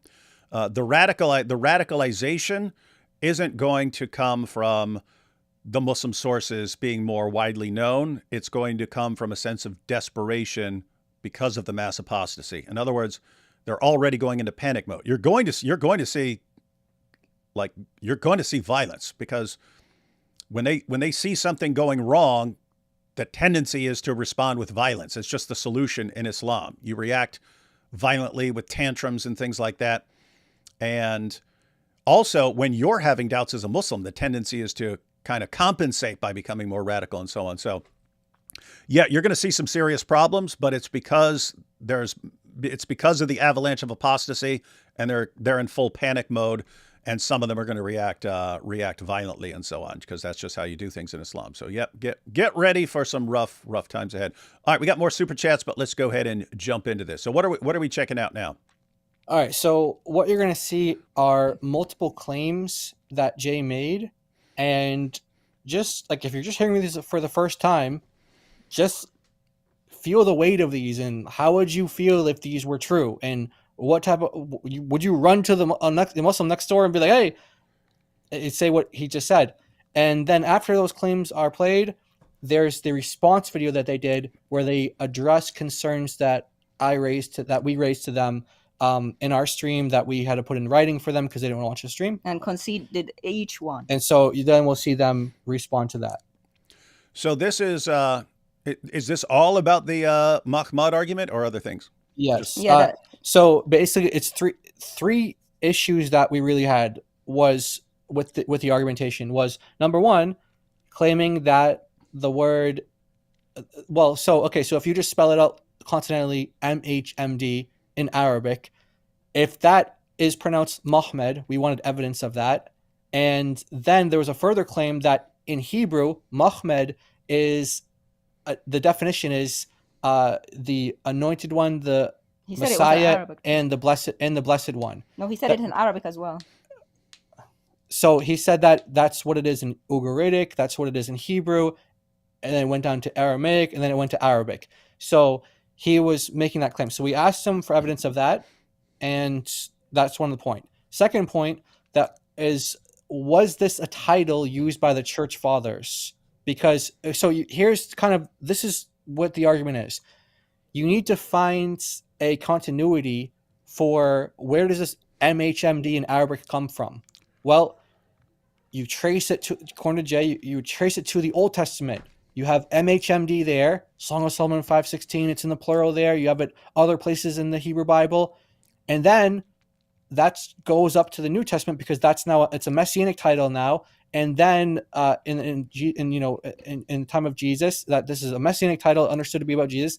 And then the church fathers now are using MHMD to refer to Jesus by as a title. And then finally you get your way into the 7th century, and that's what explains MHMD. It's not Muhammad, it's Mahmed. Not Muhammad, Mahmed. So there has to be this continuity starting from, he goes back to Ugaritic, and then he goes to Old Testament, New Testament / church fathers. And so we asked for evidence. Give us any evidence of any church fathers that you claimed that said that Mahmed was a title for Jesus. And then he also claimed that Jews use it as a title too. And so I thought this would be really fun to do on your channel, because I know that you have a Jewish audience in part. There's a lot of Jews who began to follow you after you guys started covering October 7th. Jews love me. That's great. And so we want to hear, especially what they have to say on this part, because it's claimed that Jews use the term Mahmed as a term of endearment, and just like you throw it on anyone, like, instead of saying, this great person, they say Mahmed so-and-so, Mahmed so-and-so. And supposedly they're like what's up, my Mahmed? They're like that. Yeah, basically. That's it. Yeah. So basically the idea is from way back then, Old Testament times, New Testament / church fathers times, and it's even Jews using it. Now you get somehow bled into Arabic, and somehow it became Mahmed, which means Messiah. He said people are trying to in the chat say, "Oh, he said it associated." No, he No, said, no, no, no. he That's said- not what Jay said. that was the correction. Initially, he said it meant this Yeah. anointed one, Messiah, which never occurred anywhere that I've ever seen in life. And people are like, "Oh, well, he didn't live 1,000 years ago." We do Give have us evidence. We do have actually lexicons and dictionaries from very, very long ago. The earliest one about the 9th century. But if you're going to make up a word and insert it in my language, please tell me where you got it from. That's all we're asking. Honestly, this to me sounds like Klingon. Someone made up a word and put it in my language and pretended it was Messiah, when the word Messiah is not. The word Messiah is very common. People knew what it meant. Muslims used it. Christians used it before Muslims ever did. No one ever said Muhammad was Messiah. It's Masih. It's always been Al-Masih. Al-Masih, the Messiah. Unless the Jews So- are hiding it like they hide the fact that they worship Ezra. So, Yeah. and he said that so clearly as a fact. Muhammad in Arabic means the Messiah. And my jaw was on the floor. Hey. And I just have to say, because this happens a lot when we start talking about it, people are like, "Oh, you guys speak modern Arabic, not the Quranic 7th century Arabic, and you guys don't know that languages evolve over time." Guys, we're well aware of that, and we also know that every language has loan words. Because that's another thing. They're talking to us like We don't don't know these very basic facts. Just want to be clear. We know that there are loan words in languages. We know that there are loan words in Arabic. That's not the case. We know there are loan words in the Quran. What we're asking is prove that it's not Muhammad, prove that it's Mahmud, and that's a loan word from Hebrew or from Aramaic or whatever Jay is claiming exactly, which we're going to see. It's kind of confusing what exactly the clarification is, but do that. Make the case for that. That's all we asked for, and We didn't get anything. Yeah. So yeah, there we go. Hey, Okay. One more comment real quick. Nicholas says, we're an hour into the stream and you're only now getting to the topic. Now I remember why I don't watch these live. You're still here, though. Yeah, well, no, not anymore. Not in the comments section, because I have the ability to block people. Goodbye, Nicholas. Yeah, Sorry. Nicholas, you could sit here and say, "I'm going to kill you. I'm going to saw your head off." I wouldn't block you over that. But the one thing that annoys me more than anything else is coming to a long live stream and we literally explain to your face why we're addressing some of these issues beforehand, because if we jump right into the topic, you are going to complain about all these other things. So we try to address those things before we get into the topic, and you complain anyway. And this is why I don't watch these live. I'll help you make your decision easier for you, buddy. Don't watch it. Don't watch it, and I'll help you. But don't sit here coming here and whining. It's just pathetic, man. That's always confused me. Like, if I don't like something, I won't watch it. But under no circumstance am I going to go to something I don't like and then complain about it. Why? There's like a million other things I could be watching right now, right? Isn't that weird? Isn't that weird? Hey, let me go to some channel that I don't like, and if I don't like it, instead of just leaving, I'll sit there and complain about it. I hate this. This is the worst thing ever. I can't believe this. Change it. Change what you're doing right now to bring it in line with my personal preferences. Oh, you're explaining things before you get started. Shame on you. That's not what I prefer. No one cares what you prefer, dude. I would have just waited till later and sped through whichever bit I didn't like and just did it silently. Yeah, isn't that weird? Yeah, this live stream is going to be something like, you can just scroll through to where there's the part that you're interested in, right? You literally don't have to sit here and whine. Anyway, gosh. The internet is creating narcissists who think the entire world has to revolve around their personal preferences. The internet's big, guys. Guess what? I'm not interested in 99.9% of stuff on the internet. I'm not going to go around complaining at all. How are you not just posting what I like? Because there are different people who like different things, and the world doesn't revolve around me, dude. But fortunately, never have to hear from that dork again. All right, let's go ahead and check this out. Jay's Mahmud argument. In some ways, this is what we call peer review. I'm not saying that Kai and Daughter of Christ are peers and that they're at the same level that we have, because we've been working on this. He keeps calling you Kai. Yeah, he doesn't. So Is even just to be no, I'm wondering, am I wrong? Are we all wrong? Is it Jai or is it Kai? Jai. Yeah. Okay, Kai Jai. Wilson. Okay. Yeah. Yeah. I was like, maybe he He knows gets my something name I right. don't. He gets my name Uh, right though. No, he kind of alternates between the pronunciation. He put my name in little quotation marks. It's because you're the ones using the nickname, so that's why they did that. Yeah. Hang on. What Thought is he this? What is this idiotic nonsense over? Is this someone trolling? Alika says, "Too many Marys. You need to retract and apologize what you said about coins, because rulers, whenever there is a conquering ruler, you will see a new coin." See, same thing. We literally No. destroyed that yesterday. This is the problem, David. Speaking to This the This is the It's problem. Yeah, Yeah. this is the problem. Yeah. Yeah, so guys, think about this. Jay can make a claim. Did you know that every time a new ruler, any time in history has come to power, for even 5 seconds, he instantly starts printing coins with his face and his religion on it. And then they'll all run out, yes, this is the truth, this is the truth. And then Mary will bring the receipts, show, no, that is absolutely not the case. And the entire argument is bogus and falls apart. And they won't pay attention to any of it, and they'll just, oh, you should apologize. Because rulers, whenever there's a conquering ruler, you see a new coin every single time. Where are you getting that from? Because I heard Jay say it. Okay, Jay's wrong. Why are you still clinging to it? I'm assuming you're not just trolling. Might just be a troll. But that's the weird part. It's like, It's hard to tell. Yeah, we can't tell. it's hard to tell because the trolls can sound, all you have to do is sound like a complete dope who just is incapable of critically thinking about anything, and you'll sound exactly like one of the people coming in. And by the way, it's kind of a side note, but that's another reason for responding. It's become a huge distraction to everyone else. As long as you're out there making an argument, okay, go run your argument, see where it goes. If it turns out to be a good argument, it'll stand the test of time. If it doesn't, no. But when they get these like cult tactics and they become like this cult following, they have to be a constant distraction. I could be sitting there having a discussion with a Muslim, and a Muslim can say, Muhammad is the greatest man who ever lived. And I can say, actually, what do you think about him having sex with a 9-year-old girl and this and that? And instantly, David, why are you saying this? Muhammad never existed. And they'll try to derail the entire thing. It's become this huge distraction. It's annoying as crap. We've got Muslims leaving Islam left and right, hearing about the problems with Muhammad. And every time we bring it up, we got some Jay Smith fans coming in trying to derail the entire conversation. That's Weird. exactly what Raymond Ibrahim said. He said he said the only reason he's addressing it because his comments are getting filled with people saying that very thing. What are you doing, wasting all your time talking about Muhammad? He didn't exist. Yeah. So that's what that's what led to that whole debate that they had. Yeah. All right. So here we go.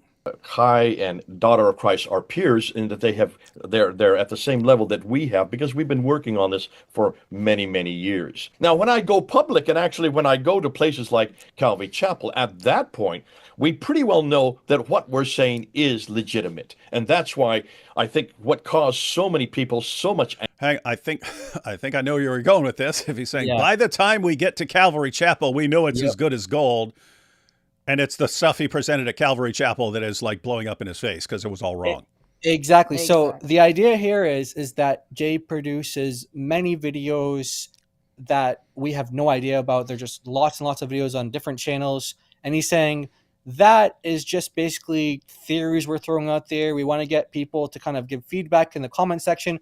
Now, we don't present them as theories. We kind of just say them. I kind of, he said, like, sometimes I have a problem with like overstating things or sounding too confident about things. I need to exercise some humility in that. And, we'll see if he does that or not. But Hang on. He said that? He said he needs to.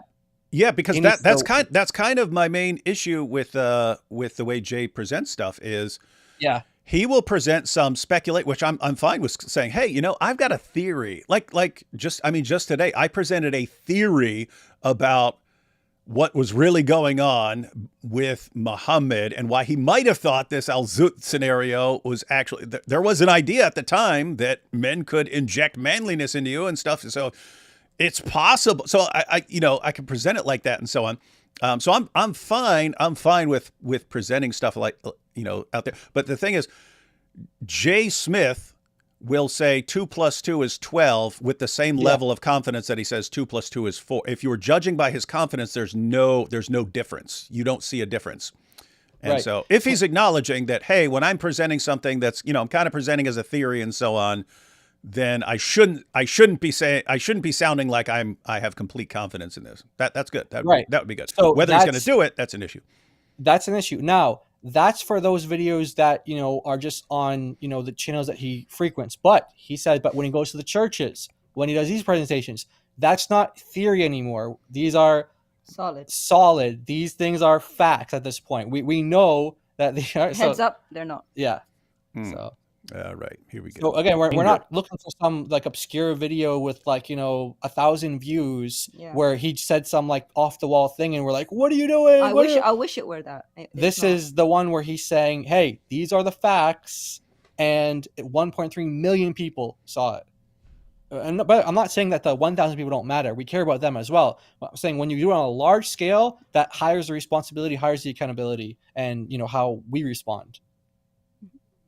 And that's why I think what caused so many people so much anger amongst these four people is that video that I did a little over a month ago at Calvary Chapel, Chino Hills, has gone to over 1 million.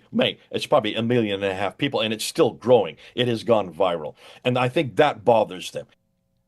Yeah, that does bother them. Who are the four people? Us and Mary and Thaddeus. Yeah. So wait. Was he saying? Was he saying it bothers me? That we're hysterical and that we're jealous or something. Yeah, we're fearful. Okay, that's what I was wondering. I was wondering if it was, hey, they're concerned because this information that's wrong is going viral and that's why they have to step in. No, it's because this powerful argument, because this is spreading so rapidly, because it's so powerful, they're getting jealous. It's more they're getting jealous, sort of. Okay, that's not good. That's how I read it. Yeah, so you wonder where these people get it from, like in the chat, like who are, like that's what you hear from Jay. And so, like I said, that's why they're angry at us. We can have cordial conversations with Jay, private, public, or whatever, but this is the stuff he gives us in public, so we have to respond to it. So, in private, he'll say the opposite, and then he'll say, hey, I'll edit that out and stuff like that. But this is what he puts out there. So when you say this, when you talk this way about people in public, which, whatever, it doesn't hurt our feelings. And by the way, the thing holding about being peers, in the spirit of like Philippians 2, like, we don't want to view ourselves as high or we're superior. Muslims view themselves as superior to everyone else. We don't want to view ourselves as superior to Jay or look, even equal. We'll be lower than Jay. Fine. But it just shows like that kind of attitude where, we're the up here. You guys are down there. What are you doing talking to us? And it's not biblical to say I've been doing this 30 years, therefore I'm better than you. Because if you go to Matthew 20 and the Lord gives a parable of the workers in the vineyard, the ones who came later, just as equal, even though the ones who were there all day grumbled because they got the same reward, the Lord gave the same reward to each. So just because I came later to work in God's field doesn't make me less than you. That's unbiblical. The Lord says the last are first and the first are last. So I can't believe that me as a younger believer has to say these things. The spirit of I've been doing this 30 years, therefore I can't listen to advice. I don't see it in the Bible. Proverbs says you take counsel from, it doesn't say if you're too old or if you're older, don't take counsel. The wise man takes counsel, and you can't be good at everything. And you're definitely not good at my language more than me. I'm a native. And so just saying.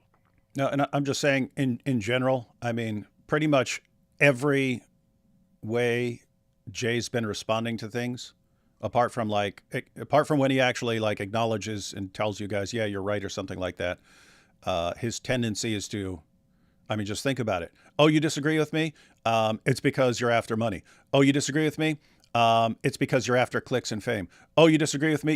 You shouldn't be responding to me. I've been doing it longer than you. You shouldn't be.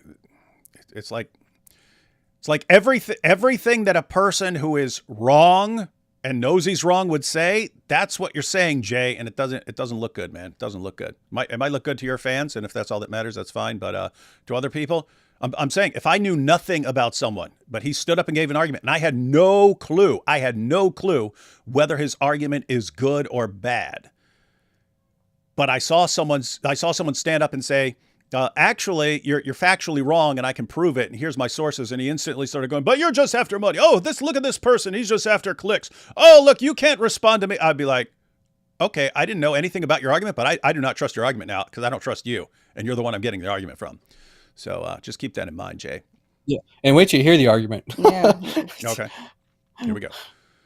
So just to be clear, this is, he says, once it gets to Calvary Chapel, once he's presenting it in church, that is the stuff that's as good as gold. And so we're about It's to see what's as legitimate. good as gold. Okay, here we go.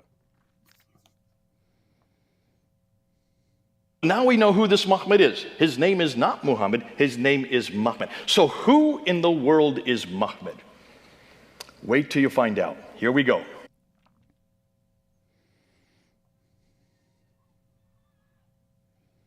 What does Mahmud mean in Arabic? It is not a name, it is a title. It means the praised one, the blessed one, the anointed one, or even the Messiah. It's a title, folks. Anybody studied Hebrew? Have you looked at the Hebrew Bible? Anyone involved in this live stream studied Hebrew? I saw a couple people I saw one guy with a Hebrew name. He's in the chat, but yes, I've studied Hebrew. Oh, okay, that's good. So you can fact check right here. Okay, good. We're gonna do that. All right, that's good. The Old Testament?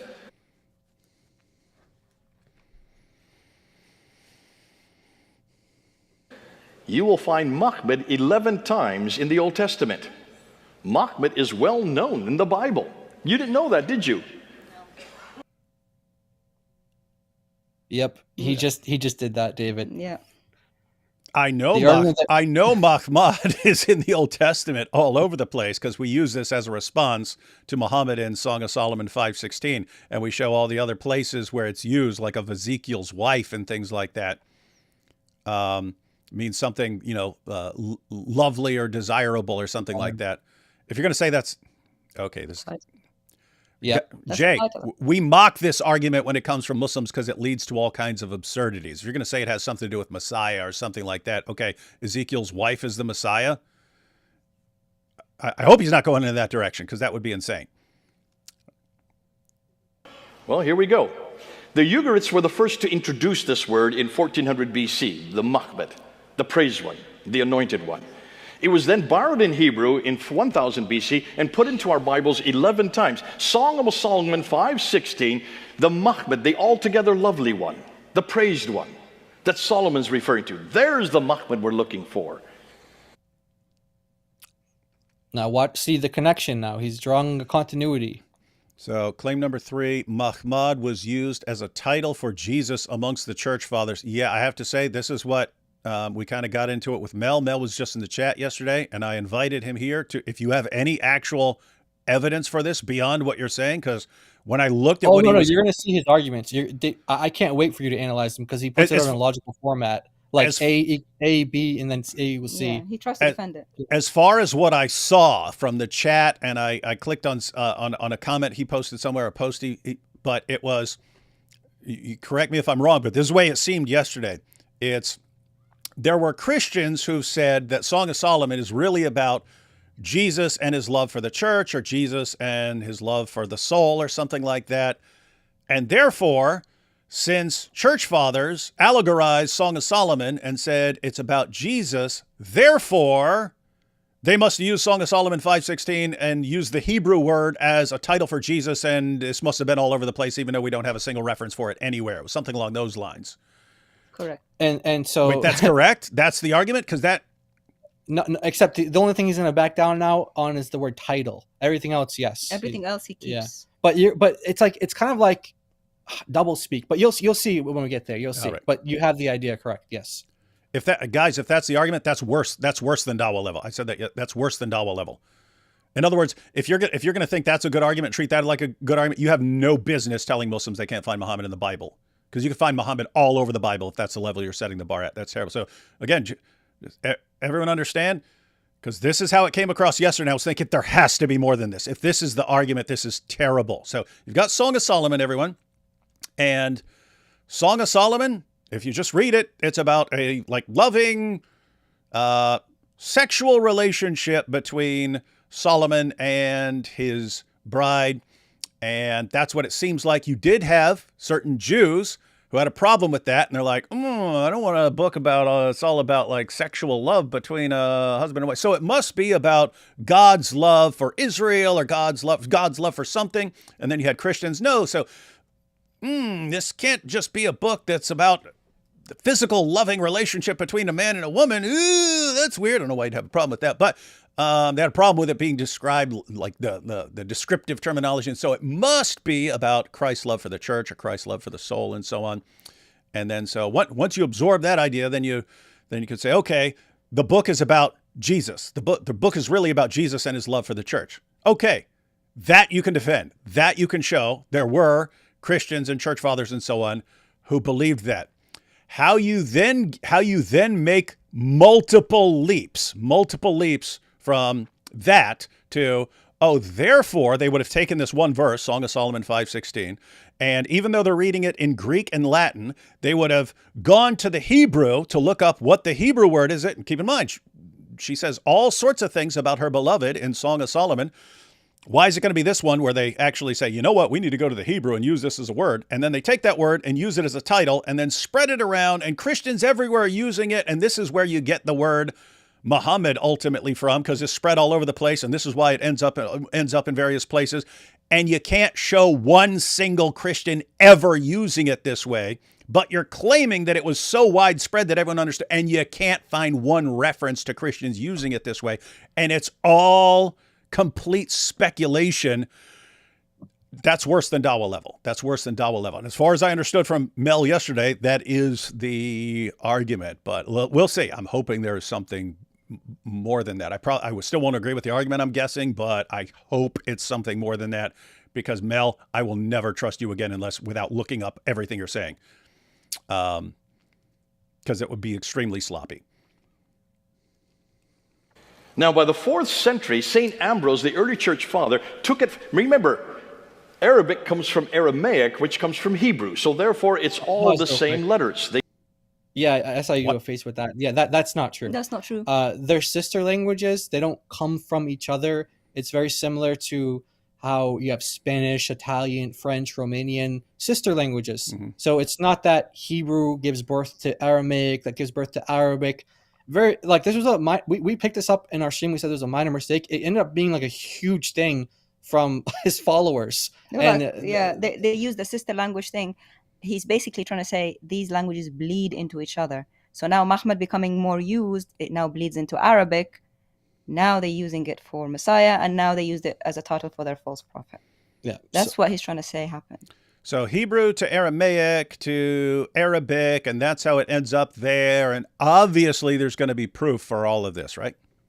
You hope so. You'd hope so. We'll find out. Use all the same letters. They're all Semitic letters. They use the same consonantal text.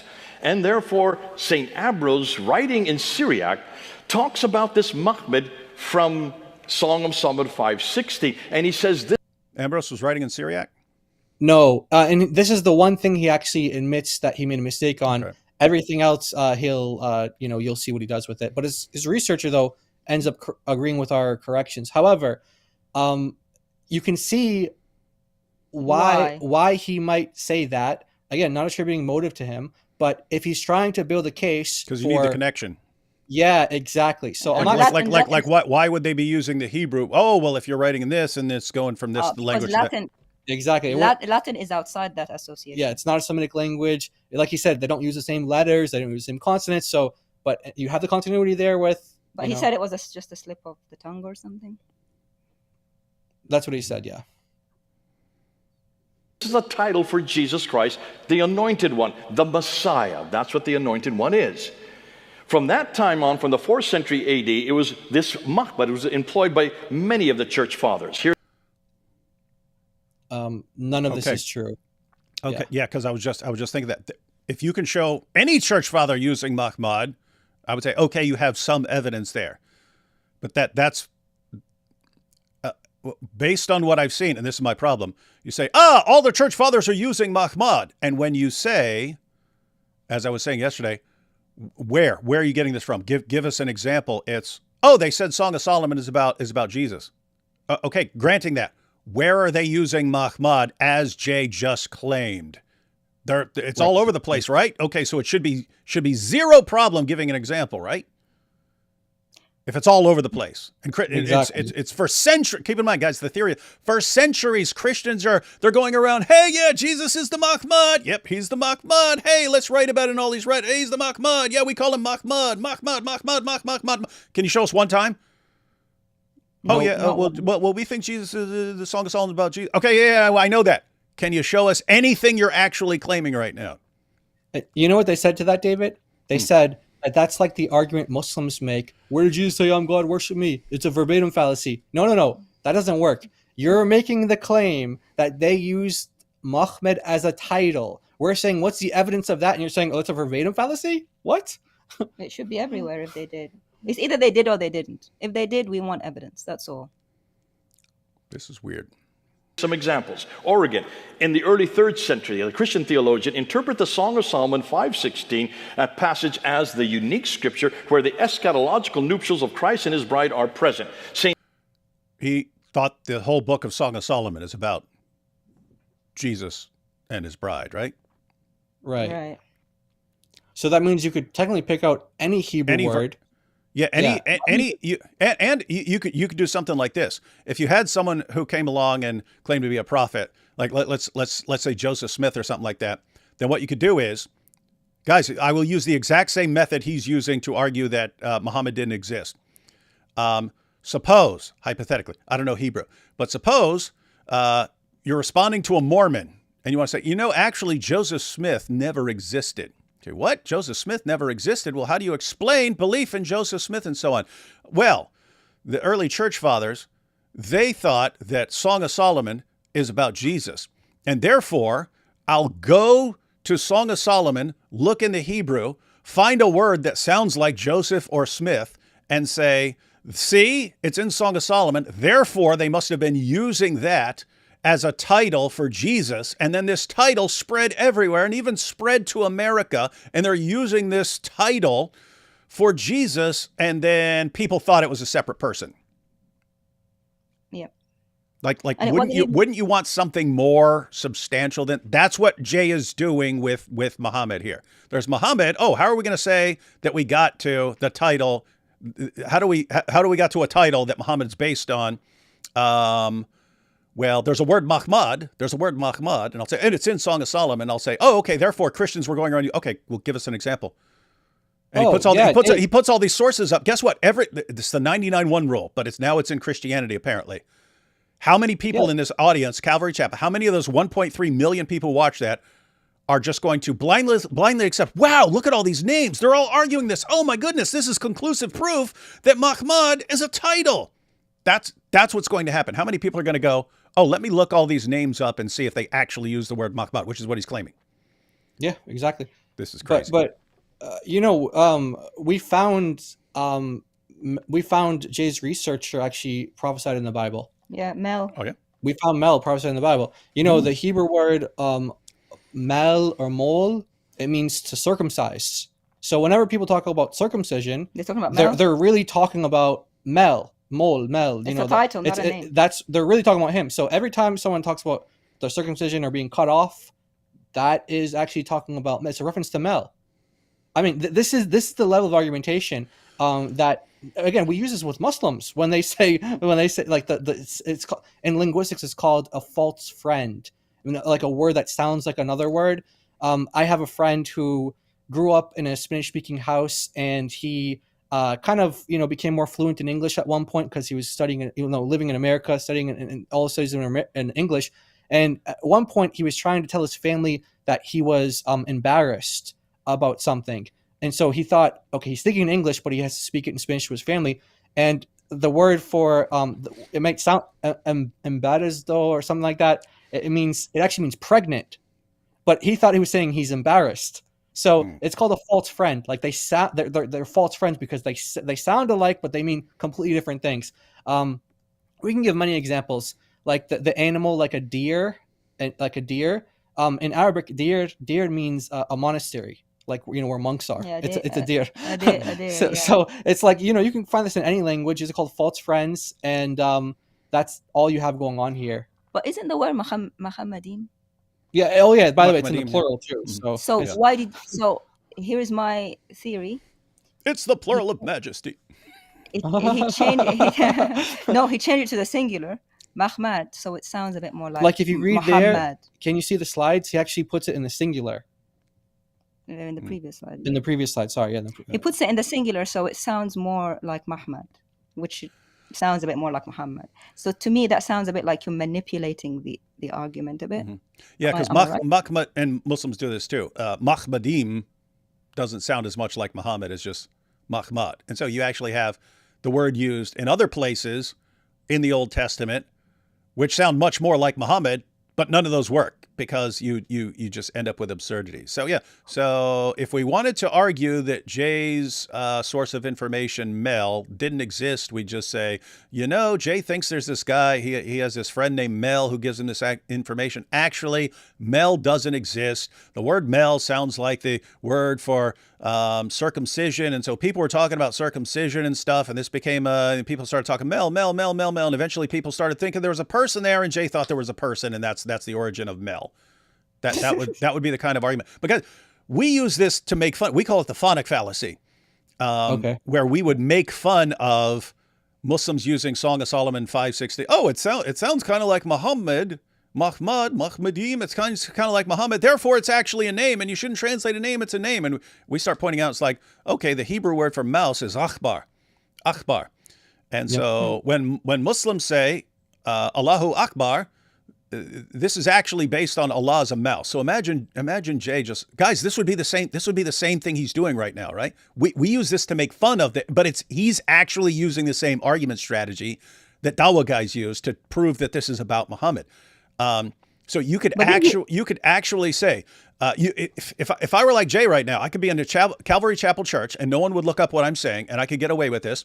I would say, so we hear Muslims saying, Allahu Akbar. But did you know that this is actually evidence of the pagan origins of Islam? How do we know this? Well, Akbar in Hebrew means mouse. And as we know, it went from Hebrew to Aramaic, and Arabic sprang off of that. So there must have been a mouse deity. They worshipped a mouse, and they had this cult of the mouse. And then the mouse crawled down to Arabia, and they're all worshiping the mouse. And then eventually they forget about the mouse, and they think they're shouting praises to, but it's actually about a mouse. And not have any evidence for those connections. You're just claiming it. That's what he's doing right. It's the exact same thing he's doing right now. A lot of people believe you. A lot of people believe you. Didn't Jay they would. If he just said at Calvary Chapel what I just said, that's the origin of Allahu Akbar and the origin of Islam, everyone in that church would believe in him. Why? Because they respect him and they think he's giving accurate information. Right. But didn't he argue against Muslims for years in Speaker's Corner about similar stuff? Yeah, I mean, I can't imagine Song of Solomon 5:16 not coming up and in his debates over the years. And he would have debunked Muslims who said this similar thing. I don't understand. That's what I'm confused about too. I think Jay's been fed some bad information by very sloppy thinkers on some stuff. In other words, keep in mind, I don't think Jay is being deliberately deceptive in this. I just think he's being extremely sloppy. And someone else is telling him stuff. Hey, this is a great argument, and he's going with it and not being careful about it. In other words, he's kind of a victim. I would think that he's kind of a victim, just as the audience is being kind of a victim. It's Jay. If you're the one speaking, you're held to a higher standard. You need to be careful. You need to be the one who's being careful because you're the one who's popularizing this stuff. Ambrose in the 4th century AD introduced the ideas of that Song of Solomon 5:16 passage referred to David. Mahmud was to be considered Someone in the chat actually goes to Calvary Chapel and they're thanking us. Blessings from Autism, their name. They're saying, thank you. I go to, I'm part of Calvary Chapel, and what you're saying is true. So this is great. We're glad, and we hope that you can spread this to your church, maybe to your pastor, or get it out there. Get the information out there. Yeah, and guys, again, keep in mind, this is not to say Jay's a deceiver or something like this. Jay is one of the goats, but in recent years, he's just been, and you can kind of understand why. If you want to argue that Muhammad didn't exist, and you understand the Muslim sources are actually really weak, and people were inventing things left and right and making up stories. Well, if you know that that's the environment where you're getting these sources, that they're very late and it's in an environment where people are making stuff up left and right, you can kind of be just, I don't trust any of your sources. And so I don't even know Muhammad existed. Your sources are such garbage. You can do that. But if you want to actually defend the claim that Muhammad didn't exist, you need an alternative explanation for how all of this happened. How did you get to the point where everyone thought Muhammad existed? How do you get to the point? You need some, this happened, then this happened, then this happened, then this happened, then this happened, and then we got the belief in Muhammad. So they're at the stage where they're trying to piece together an explanation for how we got the evidence of how did you get the Quran? How did you get these sources and so on? What happened? So they're trying to piece it together. So you can imagine some of that's going to involve speculation. Some of it's going to be trial and error and try to figure things out and so on. And so you could put out a theory. Maybe this was a title and stuff like that. So yeah, don't think that he's being like deliberately deceptive or something like this. But yeah, that's why we're doing it. This stuff is being presented with way more confidence than it should be presented with. It should be presented as, hey, this is a theory that some of us have. We cannot defend it. We do not have good evidence for it. So yeah, but glad people are paying attention. And yeah, the ultimate hope here is Jay will just be more careful in the future. And guess what? We're going to make him be more careful. And that's a good thing. And we all need that. We all need that. As the unique scripture where the eschatological nuptials of Christ and his bride are present. St. Ambrose in the 4th century AD introduced the ideas of that Song of Solomon 5:16 passage referred to Mahmud was to be considered a title for Jesus Christ the Messiah. Gregory of Elvira continued that idea in the late 4th century. St. John Cassian continued that in the 5th. So just to be clear, am I getting this right? If he were to say all these guys thought Song of Solomon is about Jesus, he could actually defend that. But it's no, all of these guys affirmed Mahmud as a title for Jesus. And that's false. Okay, so that's false, guys. Century. St. Augustine, the great church father, continued that in the 5th century, and then Apollonius in the middle of the 7th century also believed that this Mahmud was Jesus Christ.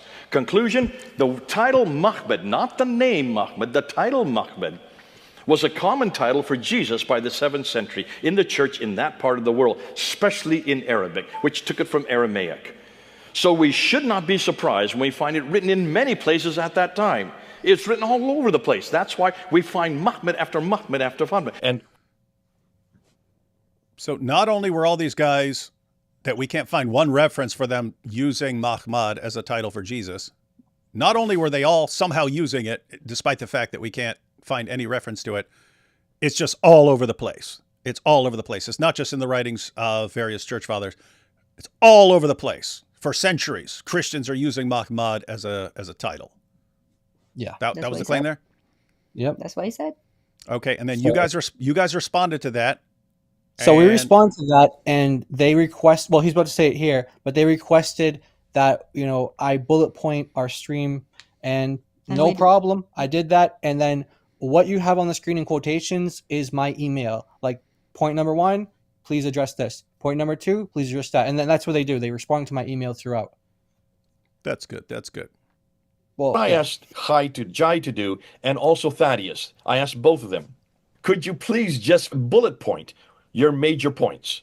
So one of the points is that Mahmud does not mean blessed one, anointed one, or Messiah in any Semitic language. So I'm going to kind of deal with that.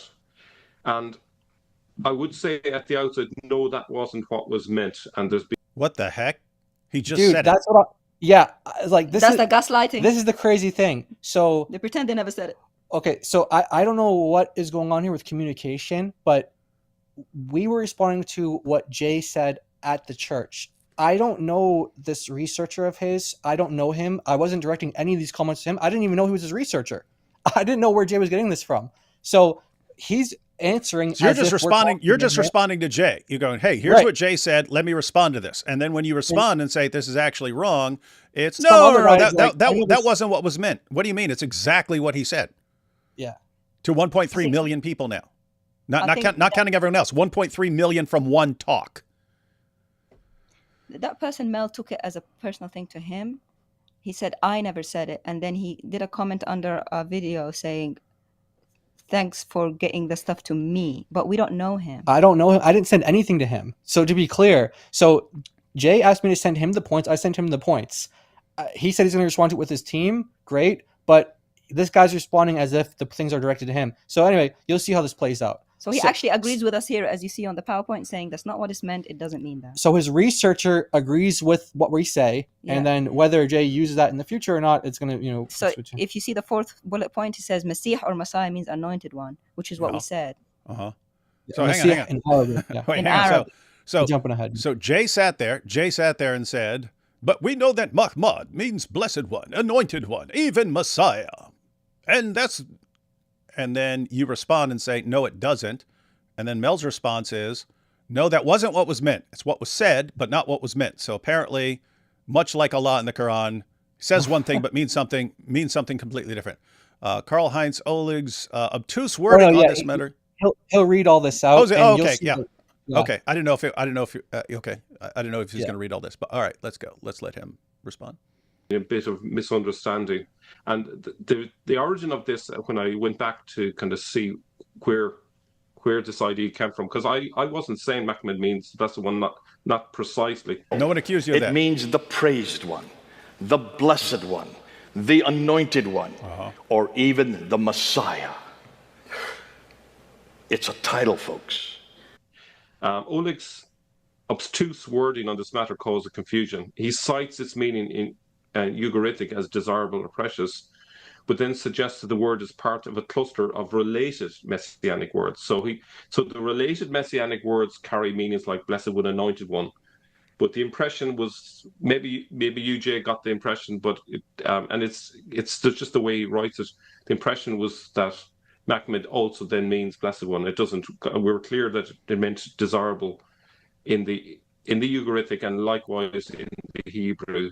Carries that meaning. Wait, he's saying he's agreeing with we're clear. Where did you get from what Jay was saying? Oh, we're just talking about the Ugaritic meaning of. Right.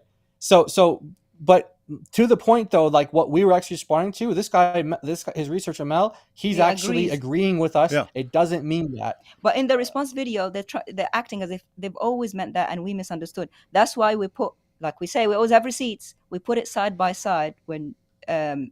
Jay, with his great voice projecting, saying it means the Messiah, it means the anointed one, it means that this. He didn't say it's a related messianic word of cluster, whatever that was. And it's not, by the way. Which is not.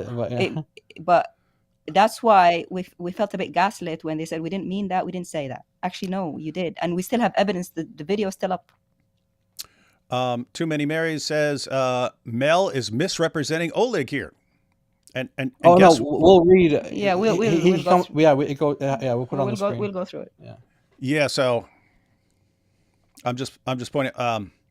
Mel. When every time you make an argument and we look at it, it turns out to be completely bogus, and then you say, "Oh, what I really meant was this other thing." We don't even. I'm not going to trust you on that either. This is why we're concerned about this. You guys are going to get the reputation of people who just make stuff up left and right, and then no one's going to trust you anymore. But it would be one thing if it was just you. You're going to have people, oh, this is what like champion Christian apologists do, and they get away with this stuff. We don't trust Christian apologists or polemicists, period, anymore, if people let this slide. That's why we can't let it slide. But yeah, so what's really important here is that I said MHMD because if you want to read it as Mahmud, Hebrew, or you want to read it as Muhammad, Arabic, and any Semitic language, it doesn't have the meaning of blessed one, anointed one, or Messiah. So imagine if you had a million Christians watching that, they start going up to Muslims, hey, you know Muhammad means Messiah. They were like, what? It means Messiah is Messiah. What are you talking about? But they're going to be saying it with such confidence because that's what was said. So his researcher is saying, I never said that. Okay, we don't know what you said, what you didn't say. We're talking about Jay who said it in front of a million people. Now he's gonna try to make an argument for it, even though he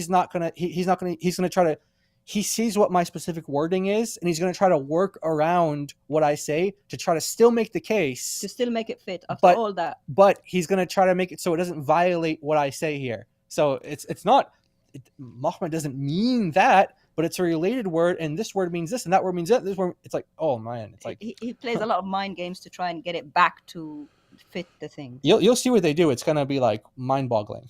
Yeah, and we've seen during this live stream what happens earlier. You guys have already exposed this. They've already acknowledged that it's wrong, and you'll still have people in the chat, but they're definitely right about Mahmud being a title. Yeah. Yeah. Guys, once a bad argument spreads, it's kind of it can take a long time to undo the damage. Again, look at the Dawa guys. Masih or Messiah means anointed one. So that's That's what good means to know. anointed one. So to clarify, Mahmud doesn't mean blessed one or anointed one. I did try to make that clear to Jay that Oleg meant linked by association, and mea culpa, as they say, if that misunderstanding came across. So I'm quite happy to correct that record. It's not like Mahmud means anointed one. No, it's Now, just if that you wanna it's pause this here- associated with other words. What's up? If you want to pause this here and actually read through this is actually like wild stuff. So basically, from what I remember, so Mahmed means desirable. Muhammadim, altogether lovely, altogether desirable. Jesus is called my chosen one, and there's like a relation there between chosen and desirable. There's like a linguistic relationship there. And and so he's saying because he's called the chosen one in Greek, like chosen son. I don't know. Is it on the screen here? It's kind of Yeah, chosen son. yeah. So there you go. You can read it there. It's like this is like the most weirdest logic I've ever seen. I still don't see the association with anything. It's like connecting the dots that don't exist. And like David said, you can use it with any word in the verse. Any word you can do it in the. But I think he's reading through it. Yeah. Yeah, I'm trying to understand what is he? I don't even get what he's saying. So it's linked. Wait, Mahmud is linked with Jesus by Because he's association with the chosen one. Hang on. In the gospel, according to Luke, in the transfiguration scene, the voice out of the clouds calls Jesus the chosen son, probably by analogy.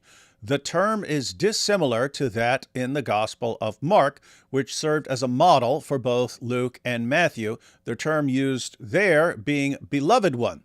On the cross, Jesus is taunted by members of the high council. Having helped others, he should now help himself, if he be Christ, the chosen of God. The two Greek forms, kind of small, ekalegmenos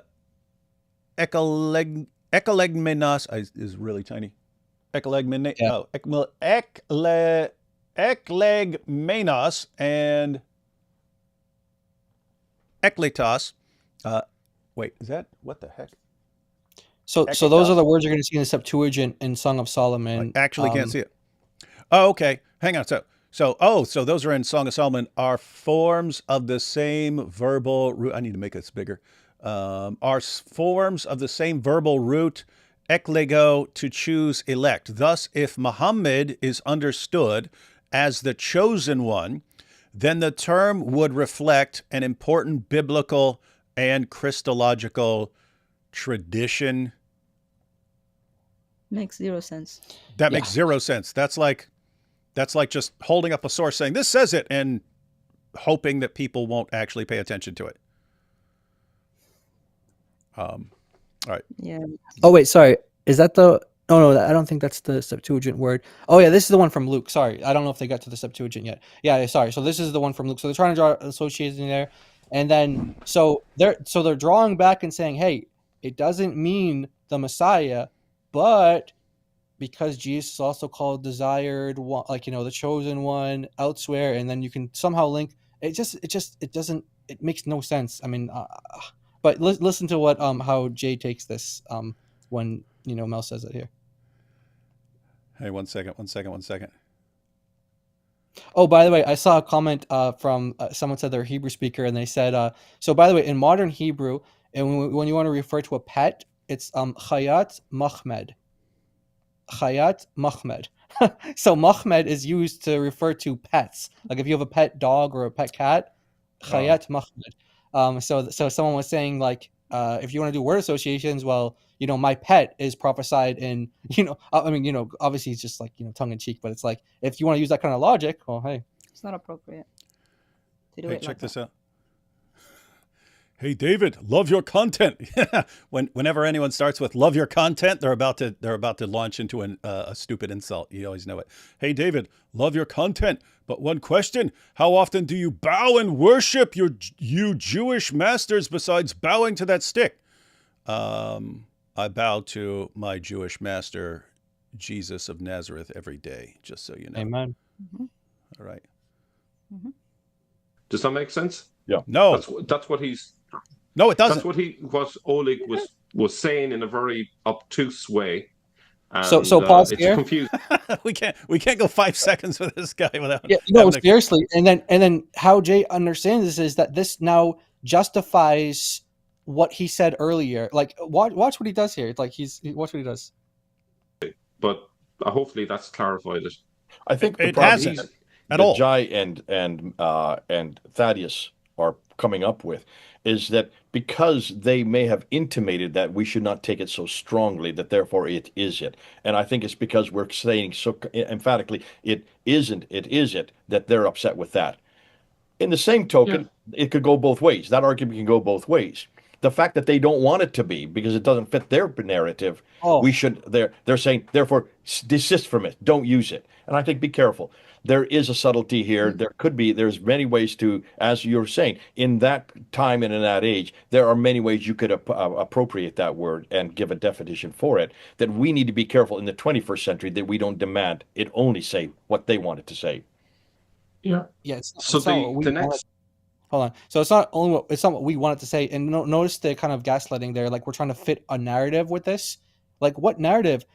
Any Hebrew lexicon in the world is going to tell you what the word means. It means desired things that like the word. The word like not to covet. Lo tachmod in the 10th commandment.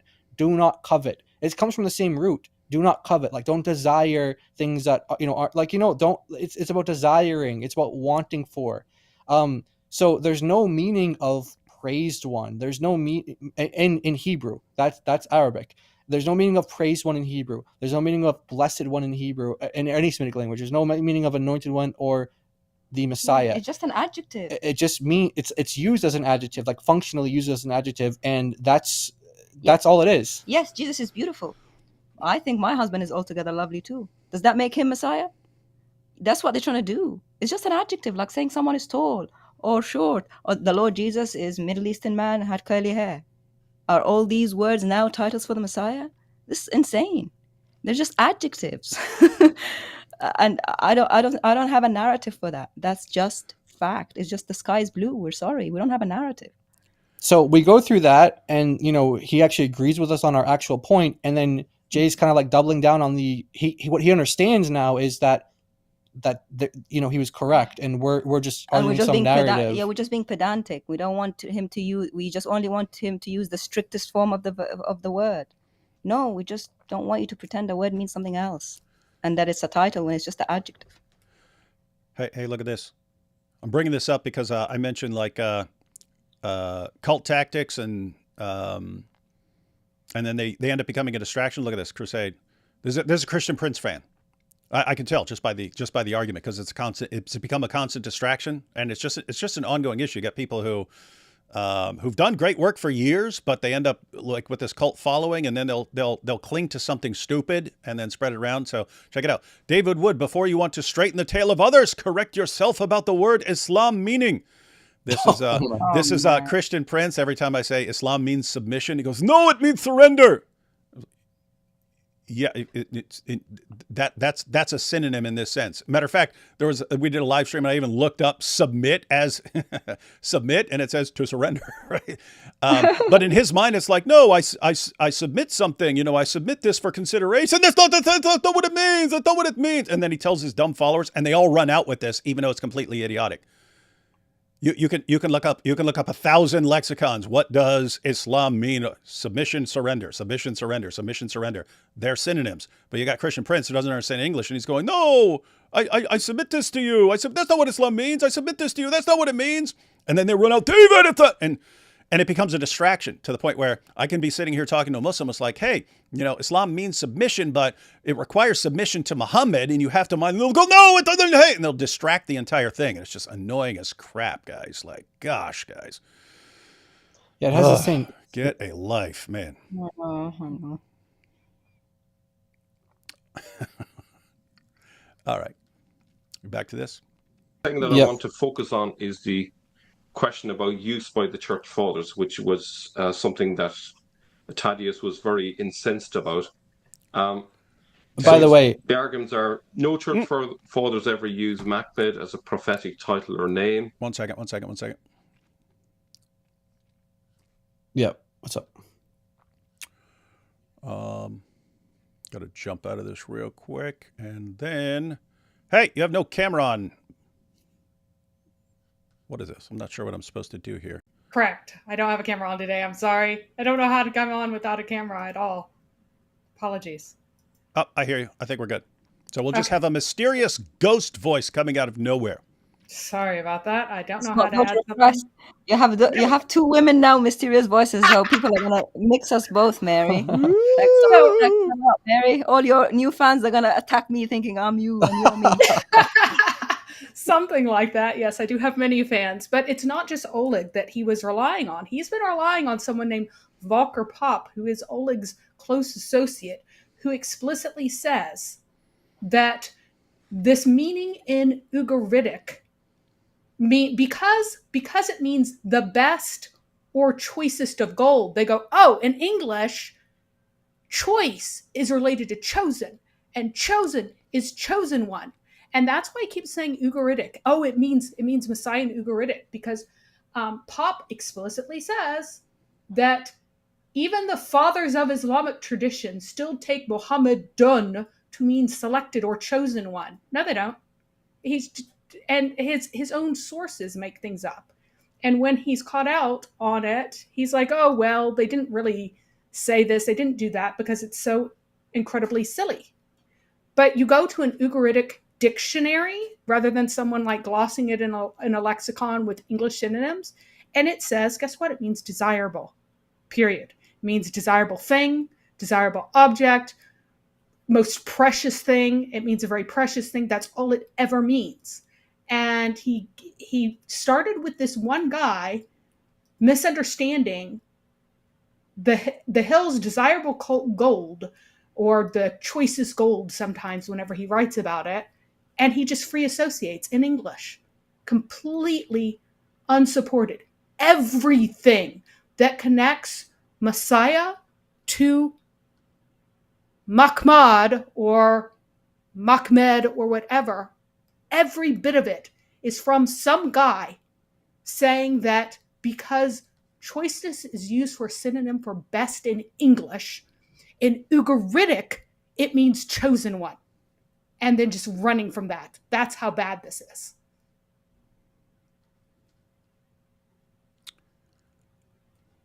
All right. We ready to jump into this video?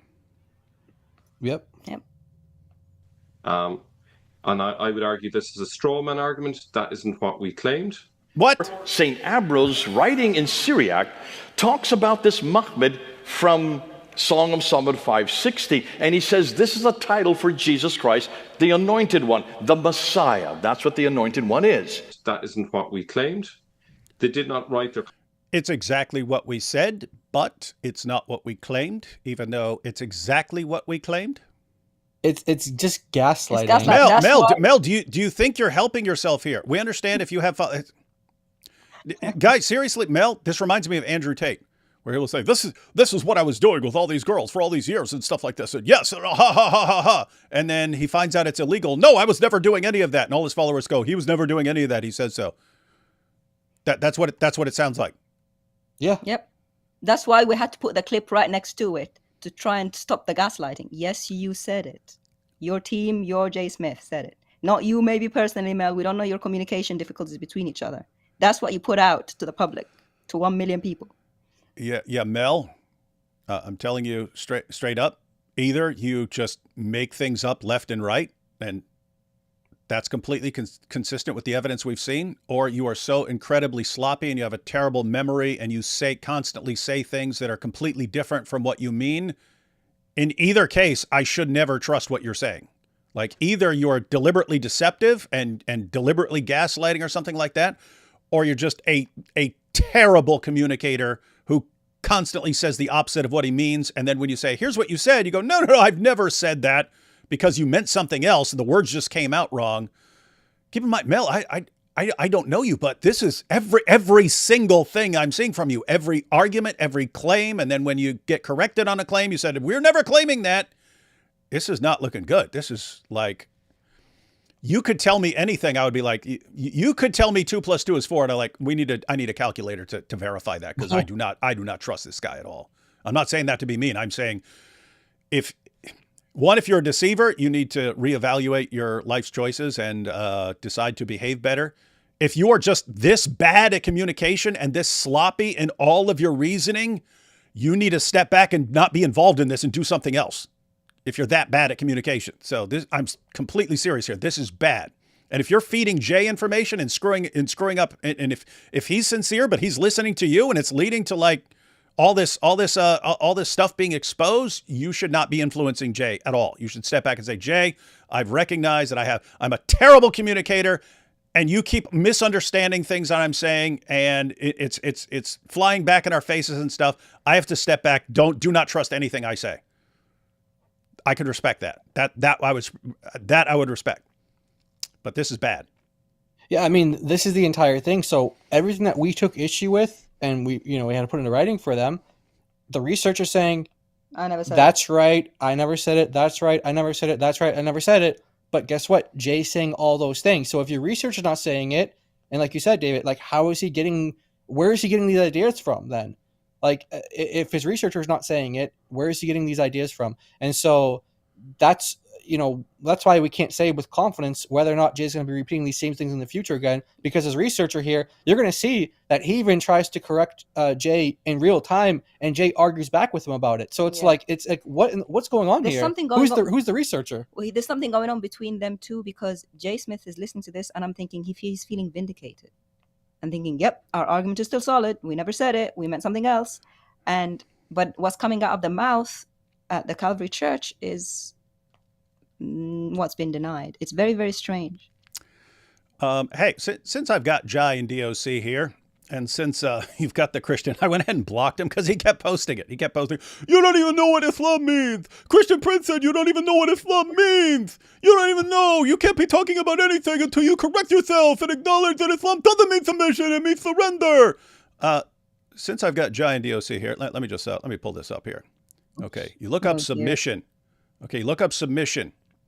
Okay, if a teacher asks, we'll even go with the kids' definition.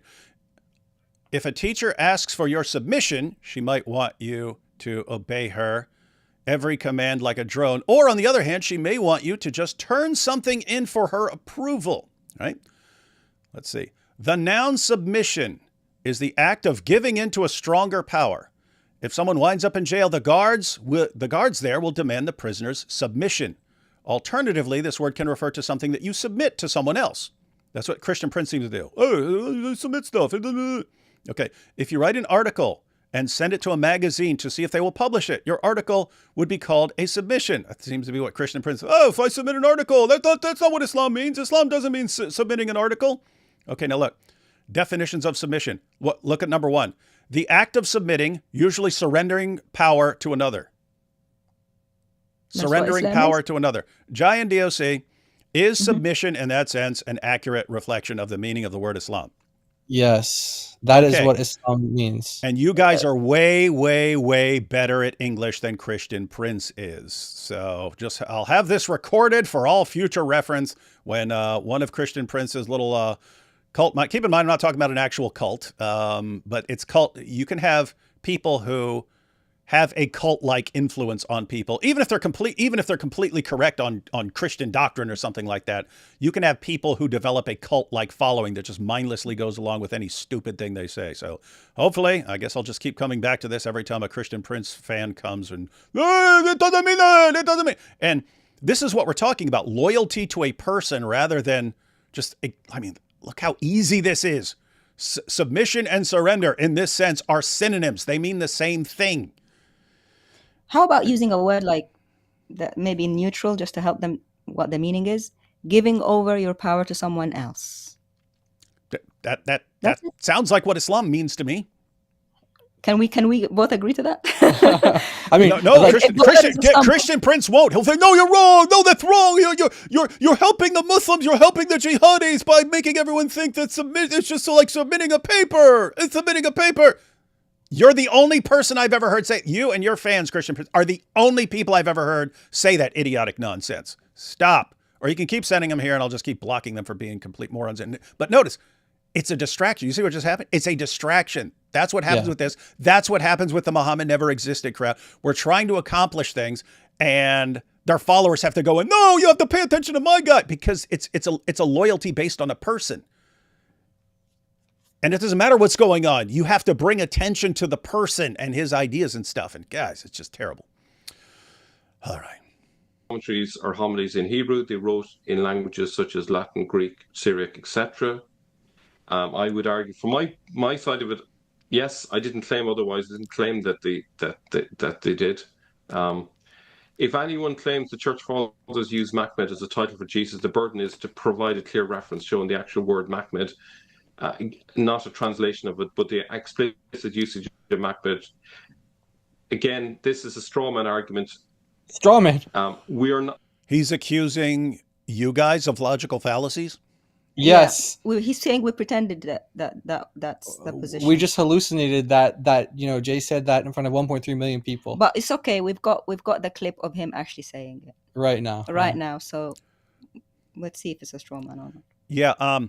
Just to clarify, Mel, someone says something and you point out exactly what they said and criticize it and respond to it, that's not a straw man. Show me that as a straw man in any logic book on the planet. That's not a straw man. Straw man is where you misrepresent someone's position and then attack your own misrepresentation.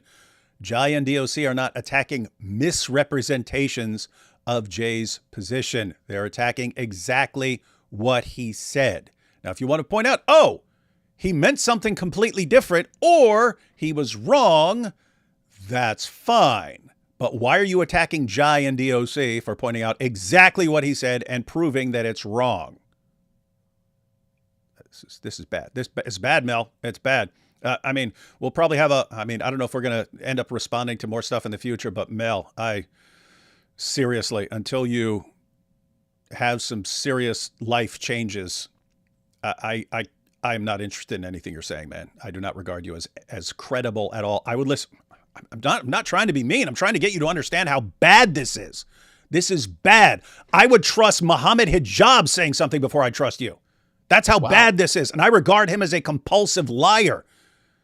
But everything you're saying, you're either completely wrong or you put up sources that don't say anything you're saying, and you seem to think that people will just be duped by this, or you're just a terrible communicator who keeps saying the opposite of what he means. It's all bad, dude. This is weird, man.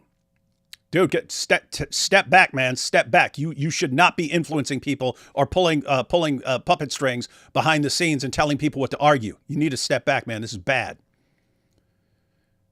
I'm not arguing that they used the word Mahmud. From that time on, from the 4th century AD, it was this Mahmud was employed by many of the church fathers. I'm saying that the concept has been associated. They're using the translation. That's the argument. Certainly, one view of the Song of Songs is about the church as the bride and Christ as the bridegroom. So that's the case. It doesn't have to be a title. It's just a term that's used, an adjective or a noun that's used there. Oh, hang on. Let's actually read through this, because this is his response. Because I was asking them yesterday, what is your actual? I'm sitting here thinking there must be something more than just saying, "Oh, church fathers said this is about Song of Solomon is about Jesus. Therefore, you're making this claim about Mahmud being used as a title without being able to show any example of this anywhere, and you're claiming it, and Jay's claiming it as fact." What is your response? No church fathers ever used Mahmud as a prophetic title or name. So, wait, he's saying that was your response. Hey, no church fathers ever used Mahmud as a prophetic title or name. Well, isn't that exactly what Jay said? And then, so this is all over and it's all over the place. Yeah, so ours is the bullet point. His answer is His below it. answer is below, which says strawman, strawman, strawman. Yes, Says I it's a didn't straw say. man argument. That isn't what we claimed. It's exactly what Jay claimed. Seriously, like literally what he claimed. Gaslighting 101. And then he says they did not write their commentaries or homilies in Hebrew. They wrote in languages such as Latin, Greek, Syriac, etc. Yeah, so the point there would be, if they wanted to take something as a title of Jesus based on Song of Solomon, they would have used a Greek or Latin word. Where are you getting that they decided to go to a Hebrew word and use that as a title, which wouldn't have been understood by any of their listeners? Let alone that this became a common thing and that everyone's walking around, Jesus is Mahmud, Jesus is Mahmud. Where are you getting that from? Because that's what was said. Yep. And you said, yes, So I didn't claim continuity. otherwise. Yeah, okay, yeah, Yes. no one's talking to you. Jay said it. Jay said Yeah, it. exactly. That's what Yeah. they're not responding to some guy they never heard say anything. They're responding to what Jay said. Jay said, quote, Mahmud was employed by many church fathers, unquote. So there you go. I mean, that's what we're responding to, Mel. So get up to date with what Jay actually said. If you're feeding him this research, you should be checking off on these things. If you're saying, I don't mean this, and he's doing your research. I mean, sorry, he's doing he's presenting on your research. Make sure you guys get together so he doesn't say things that you didn't say that you're going to call strawman later on. Or how about go to the church together, and for the parts that Mel knows about, let him express it, so that you don't get this split gaslighting. Oh, I never said it, but he might have said it, but I never said it, but he said it. Like, we don't care we don't care what happens between you guys in private. Our main concern is that this wrong information is going into the hands of 1 million plus people. That's what our concern is. Okay. So whether you meant for that to be said or not, that's what was said. Right. So we want to correct that wrong information, which he's agreeing with us again, that no church father actually used this as a title. But we're saying for Jesus. But he's saying we strawmanned him when we never did. Hey, what is this? Truth Matter says, Apologetics Roadshow. That's exactly what he meant, that the church fathers used the Greek translation of the Greek translation doesn't help you at all. You're trying to get to where the word Muhammad came from. That's not what Jay said, though. Yeah, go back a bit to our to the few seconds where Truth Matter. Guys, this is the problem, right? You'll have the people who absorb an idea, and then you can correct them, and then they'll say, oh, no, we never said that. We never meant that. And the followers will go, yeah, you never said it. This is Andrew Tate, right? This is how I do it, guys. I get a girl to fall in love with me, and then I tell her, and then I train her over a period of a long time to become a webcam girl and stuff like that. It eventually gets pointed out, that's the lover boy method. That's illegal. That's a form of human trafficking. Oh, I never did any of that. I never did any of that. I never said any. You literally taught an entire course on that. You launched an online school training people to how to do that and showed how you were doing it every single step of the way. And then you find out it's illegal. Your charges are brought against you. I never did any of that. I never did. And what do the fans do? He never did any of that. You're all lying. You're all lying. He was saying it for years, and you guys were there watching it for years. And as soon as he says, no, never said it, you go, never said it. Because your loyalty is to the person. Yeah. And hey, so, David, keep this comment on the screen as you continue to play it, because Jay's going to specifically say in the response. You want me to go back? No. Keep going forward, because Jay's going to explicitly say it in this response video what he was saying. Yeah, and listen, Truth Matters. So keep that guy's comment up there, please. Okay, let me just read these extra points here. If anyone claims the church fathers used Mahmud as so this is what you guys are saying, right? He's pointing. Yeah. Okay, so he's saying your guys are saying if anyone claims the church fathers used Mahmud as a title for Jesus, the burden is to provide a clear reference showing the actual word Mahmud. Yes, if you're saying the word Mahmud was used by the church fathers, which is what Jay said, then the burden of proof would be on you. If you say, hey, everyone's using the word Mahmud, okay, show us. Oh, why are you putting the burden of proof on us? It's not what we... Okay, this is insane. Not a translation of it, but the explicit usage of Mahmud, perhaps via transliteration, as was claimed. That seems completely reasonable. The response is, straw man argument, as this was never what I claimed. No, 0 people are talking. We're talking about you in their responses. We're responding to you now because we're looking at what you said. The responses were not based on some mystery person that we had no clue about. And then if Mahmud were truly a title for Jesus, how did it disappear from Christian usage? That's the point. If this is going on for centuries and all these church fathers using it and everyone's using it, as Jay claimed, shouldn't you be able to find it somewhere, anywhere? Guys, this is like when Muslims say, "Oh yeah, it's talking when the Quran talks about the gospel, it's talking about a different gospel." You say, "Okay, where are references to this other gospel is given to Jesus?" Oh, Why are you asking this for if evidence? this gospel Just really existed quickly- from the 1st century down to the 7th century and it had spread all the way to Arabia, shouldn't there be some reference to it anywhere ever? And if you don't have one reference to it anywhere ever, can you seriously expect us to take your claim seriously that there was a gospel given to Jesus that circulated all the way down to Arabia and lasted from the 1st century into the 7th century? Mel, you're arguing exactly like they do. So just to defend Truth Matters, he says that he misunderstood and he agrees with you now. Okay, So then we'll Yeah, take it down. okay. I'm taking this down, Jai, even though you told me to leave it up. I will not. If a man acknowledges he was incorrect, I'm not going to try and subject him to humiliation no matter how much you want Yes, me to, Jai. thank you. Yeah, good job. Okay, cool. And then if Mahmud were truly a title of Jesus, how did it disappear from Christian usage? Why are we only now being told that allegedly Christians for hundreds of years called Jesus by this title? Exactly what I would be thinking. And you said, Strawman argument as such a claim was not made by me. What? Is this dude a narcissist? man. Is this dude a narcissist? What about you, Mel?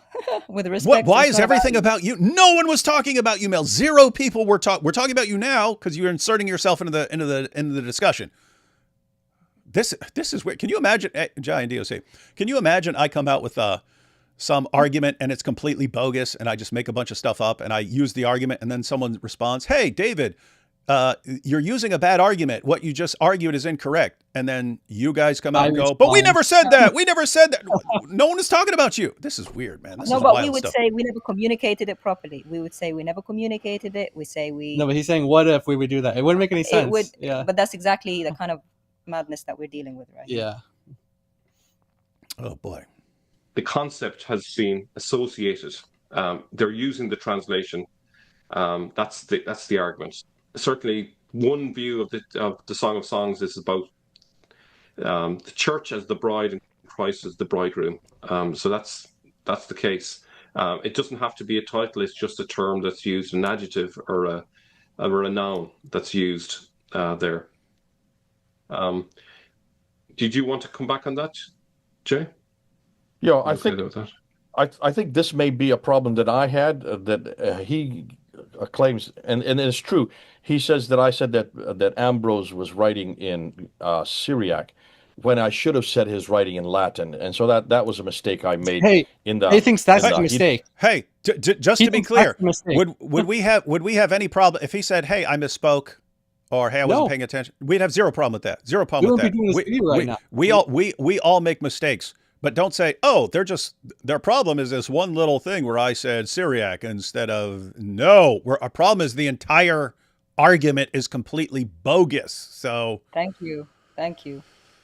Like it's kind of like It's insane. That's the conclusion he came to after all that. it's like if you like I don't know, you like blow up a building and then like on your way out you accidentally like knock someone over and you're like, "Oh, I didn't mean to knock you over." Like you just blew up a building. Like My only mistake was to not run into you by accident. yeah, it's like, come on, come on. That's not the only thing being said here. But I feel it's still the gaslighting thing. Oh, it's me. I said this instead of that language instead of this. Now they're crucifying me. Really? Okay. We just put it out to the Christians. Yeah. We're just putting it out to Christians.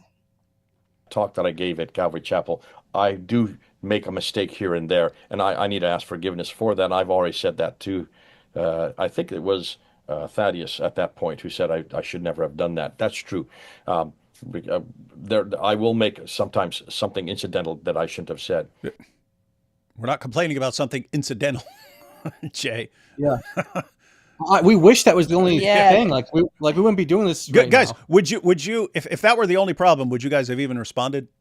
No. We wouldn't have bothered, actually. No. I probably would have put a comment on the video and like that's it. Like But the fact that he's pretending this is the only problem for somebody of his intelligence and academia is an issue to me. It makes me question all kinds of things. That are you not listening to us, or are you listening and just disregarding it, or are you trying to minimize it to still run with the argument, even though you know if from A to Z it's bogus? But you And pretend Thaddeus, Thaddeus says that he didn't say that Jai was the one who pointed that error out. Yeah. because we haven't talked about this yet. So Yeah, it was actually to Jai Yeah. that he said that. But either way, if he thinks this is his only mistake, I don't know what to do. All I have to do is put my hand. All we have to do is put our hands up to God, sigh heavily with disappointment, and just bring it to the body of Christ, saying, "You guys seeing this? He's making it all about a minor thing when the whole thing. It's not a title. It's not the Messiah. It's not the church fathers didn't use the word Mahmud as a title, which is exactly what he said. It wasn't Strawman. The video is still up with million views. He's still wanting at the end to keep using it, but just not say that Saint Ambrose used Syriac. Really? Okay. I put it out to I you. have What do we do? I have been vilified for years now by other Christians. It's interesting. It's always Christians, never Muslims, and so these are mistakes because Muslims probably love division. because probably my platform is so large. Because my platform is so large, it gets out into into many more people. People yell at me and holler at me for getting things like that wrong. So this may By the way, we didn't yell at him or holler at him. We didn't Yeah. even mention it in our bullet points. And that's not even the issue, Jay. The issue is the entire argument about Mahmud is complete garbage. You have no evidence for it, but you say there's tons of evidence for it, and every single claim you make to support it is factually false. And when you get called out on that, Mel responds and goes, "Well, I never said that." Right. We never heard you say anything, Mel. Yeah. I mean, by the way, you know his whole thing, the book them into place, book them into place. This is the presentation on the man. Yeah. So I told him the whole presentation he did on MHMD, Mahmud, everything there is wrong. It needs to be revised. Everything. If this is what you're doing, none of that works. Yeah, it wasn't the Syriac issue. It was all of it. Because And Syriac that wasn't written down, was it? That was just something he said. Yeah. What we were talking about was what was on the slides. yeah, all of it. And unfortunately, Jay Smith doubled down and he said he can't be, he's not happy to listen to us on that. And I was reminded by someone in the chat that Mel, his main source, who is now correcting him, his authority, once made a big deal about the fact that to him, the letters in Syriac for Jesus's name look similar to the letters for Muhammad's name because he can't read Syriac. They're totally different. And he started to make a point about that. Like, this is the level of connections that he makes. It's ancient alien stuff, and it's being presented to millions. Wild stuff. be more my problem than yours. I think he is attacking me on this rather than you. No one's went attacking and- you. No one's attacking you. We're yeah, No one knows and who you are, man. No. That's Jay. I'm not attacking Jay. Yeah. No one's attacking Jay. Yeah, and I wasn't even involved until you started completely misrepresenting everyone. And But you see the put up this gaslighting video. and the framing and the gaslighting. It's like we're attacking, we're hysterical, things like that. Like, yeah, this is all. You guys are launching into him because of his because you're jealous of all his clicks, and not no matter what the case may be. The explanation cannot be you don't want Christians to use a bad argument because you don't want Christian apologetics to become just using bad arguments like Dawa, and we don't have to use bad arguments because we have tons of good arguments. You don't need to spread bad arguments when we have tons of good arguments that we should be spreading. And seems like that would be the reason. No. It's you guys you're jealous because he got 1.3 million views, so you decided to attack him. Guys, if he were presenting an awesome case against Islam or an awesome case for Christianity and it went viral, would that upset you? I'd be happy. We'd be promoting it. We'd be sharing it with our community. We'd be like, hey guys, everyone support it. Everyone go there, drop a comment, like it. We love it when go to our channel. Yeah, guys, see how much we big up all the Christian. Yeah, guys. What was it last year when Wes Huff went completely viral after his debate with Billy Carson, and then he ended up on every podcast. Everything he was doing was going viral. Did we start, oh my goodness, we have to tear this guy down? Guess what? He was even making mistakes. He was even making mistakes along the way.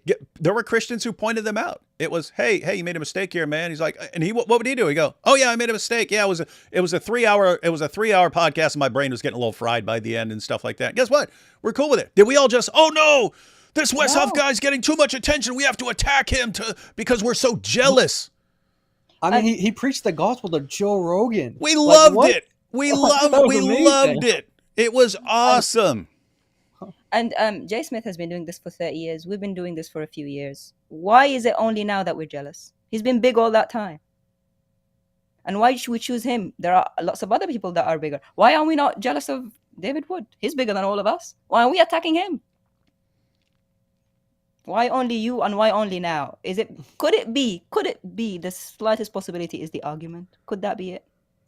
And that we're concerned with truth getting put out there. Is that a possibility, Jay and Mel? Is that possible? And that doubling down in private didn't work. This is this whole Jay Mel thing is just toxic. You guys need to split up and reevaluate your life decisions and stuff. Attacking me publicly for these supposed mistakes, as we're finding out. Correcting your errors publicly because your errors were public. Almost all of them are not mistakes. See, he's saying they're not mistakes.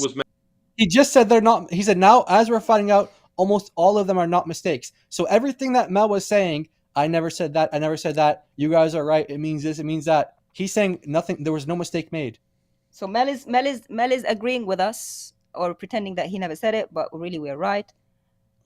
And all Jay's hearing is, I never made a mistake. I never made a mistake. I never made a mistake. How? Except for one little thing. I said Syriac. That was it. It's the one mistake I've made in my entire life. Come on. I kid you not. That's what he said. It is. You also claimed that Ambrose, applied Mahmud to Jesus as a title. He never did that. In fact, he never used the Hebrew word Mahmud in any of his writings. Also, in Song of Songs, the word is Mahmudim, not Mahmud. And it functions as an adjective, not a title. Okay, so I think Jay may have misunderstood me. I'm throwing you under the bus, Jay. Apologies.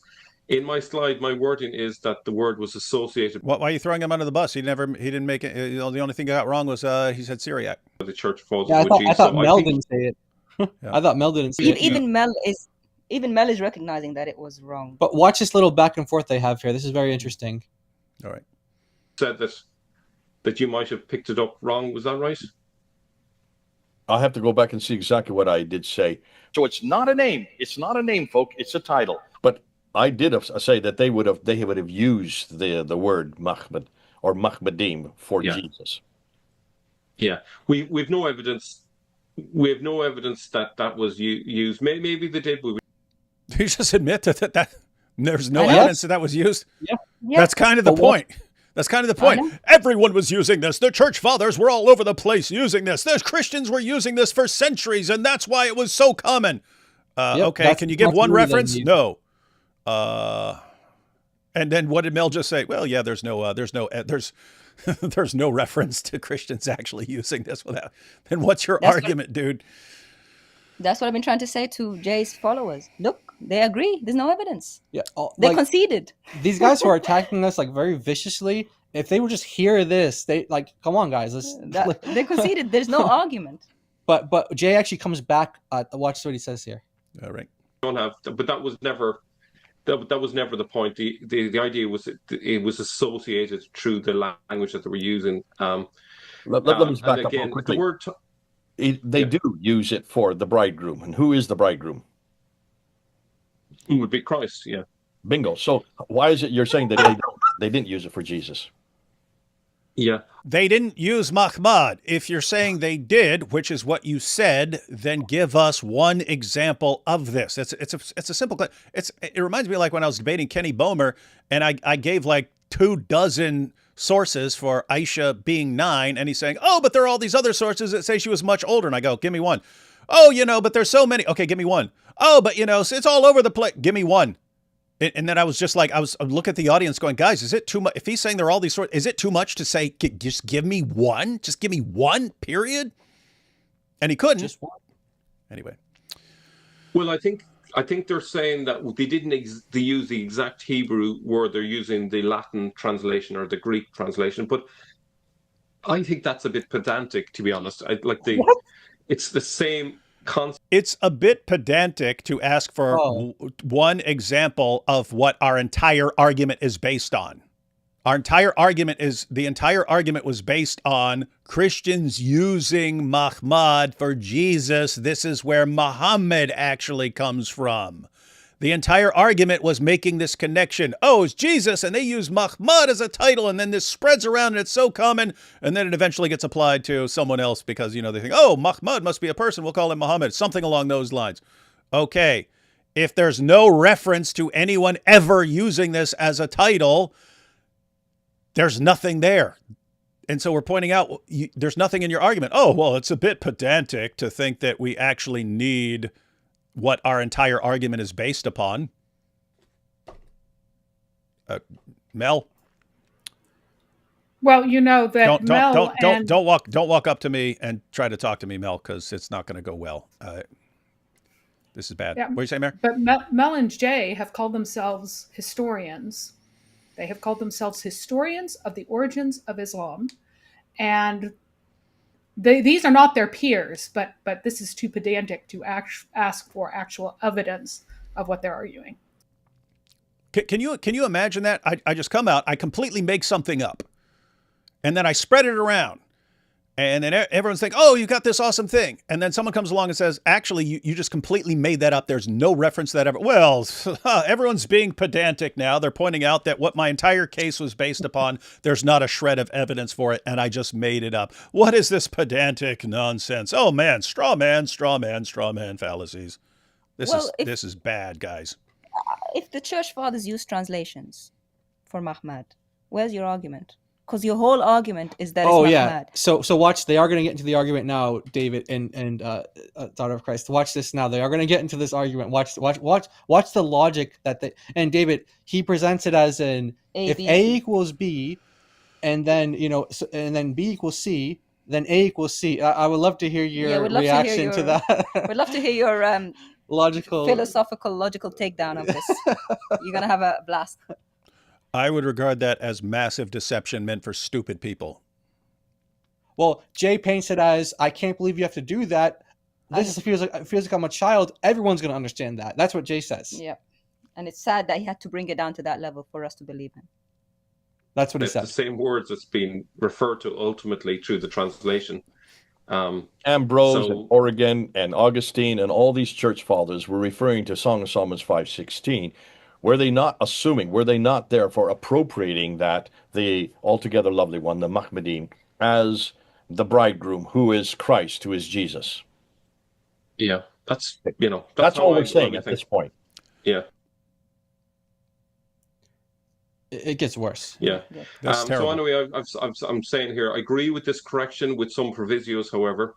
The word is Mahmudim, not Mahmed. This is only a plural versus singular difference. I think that's minor.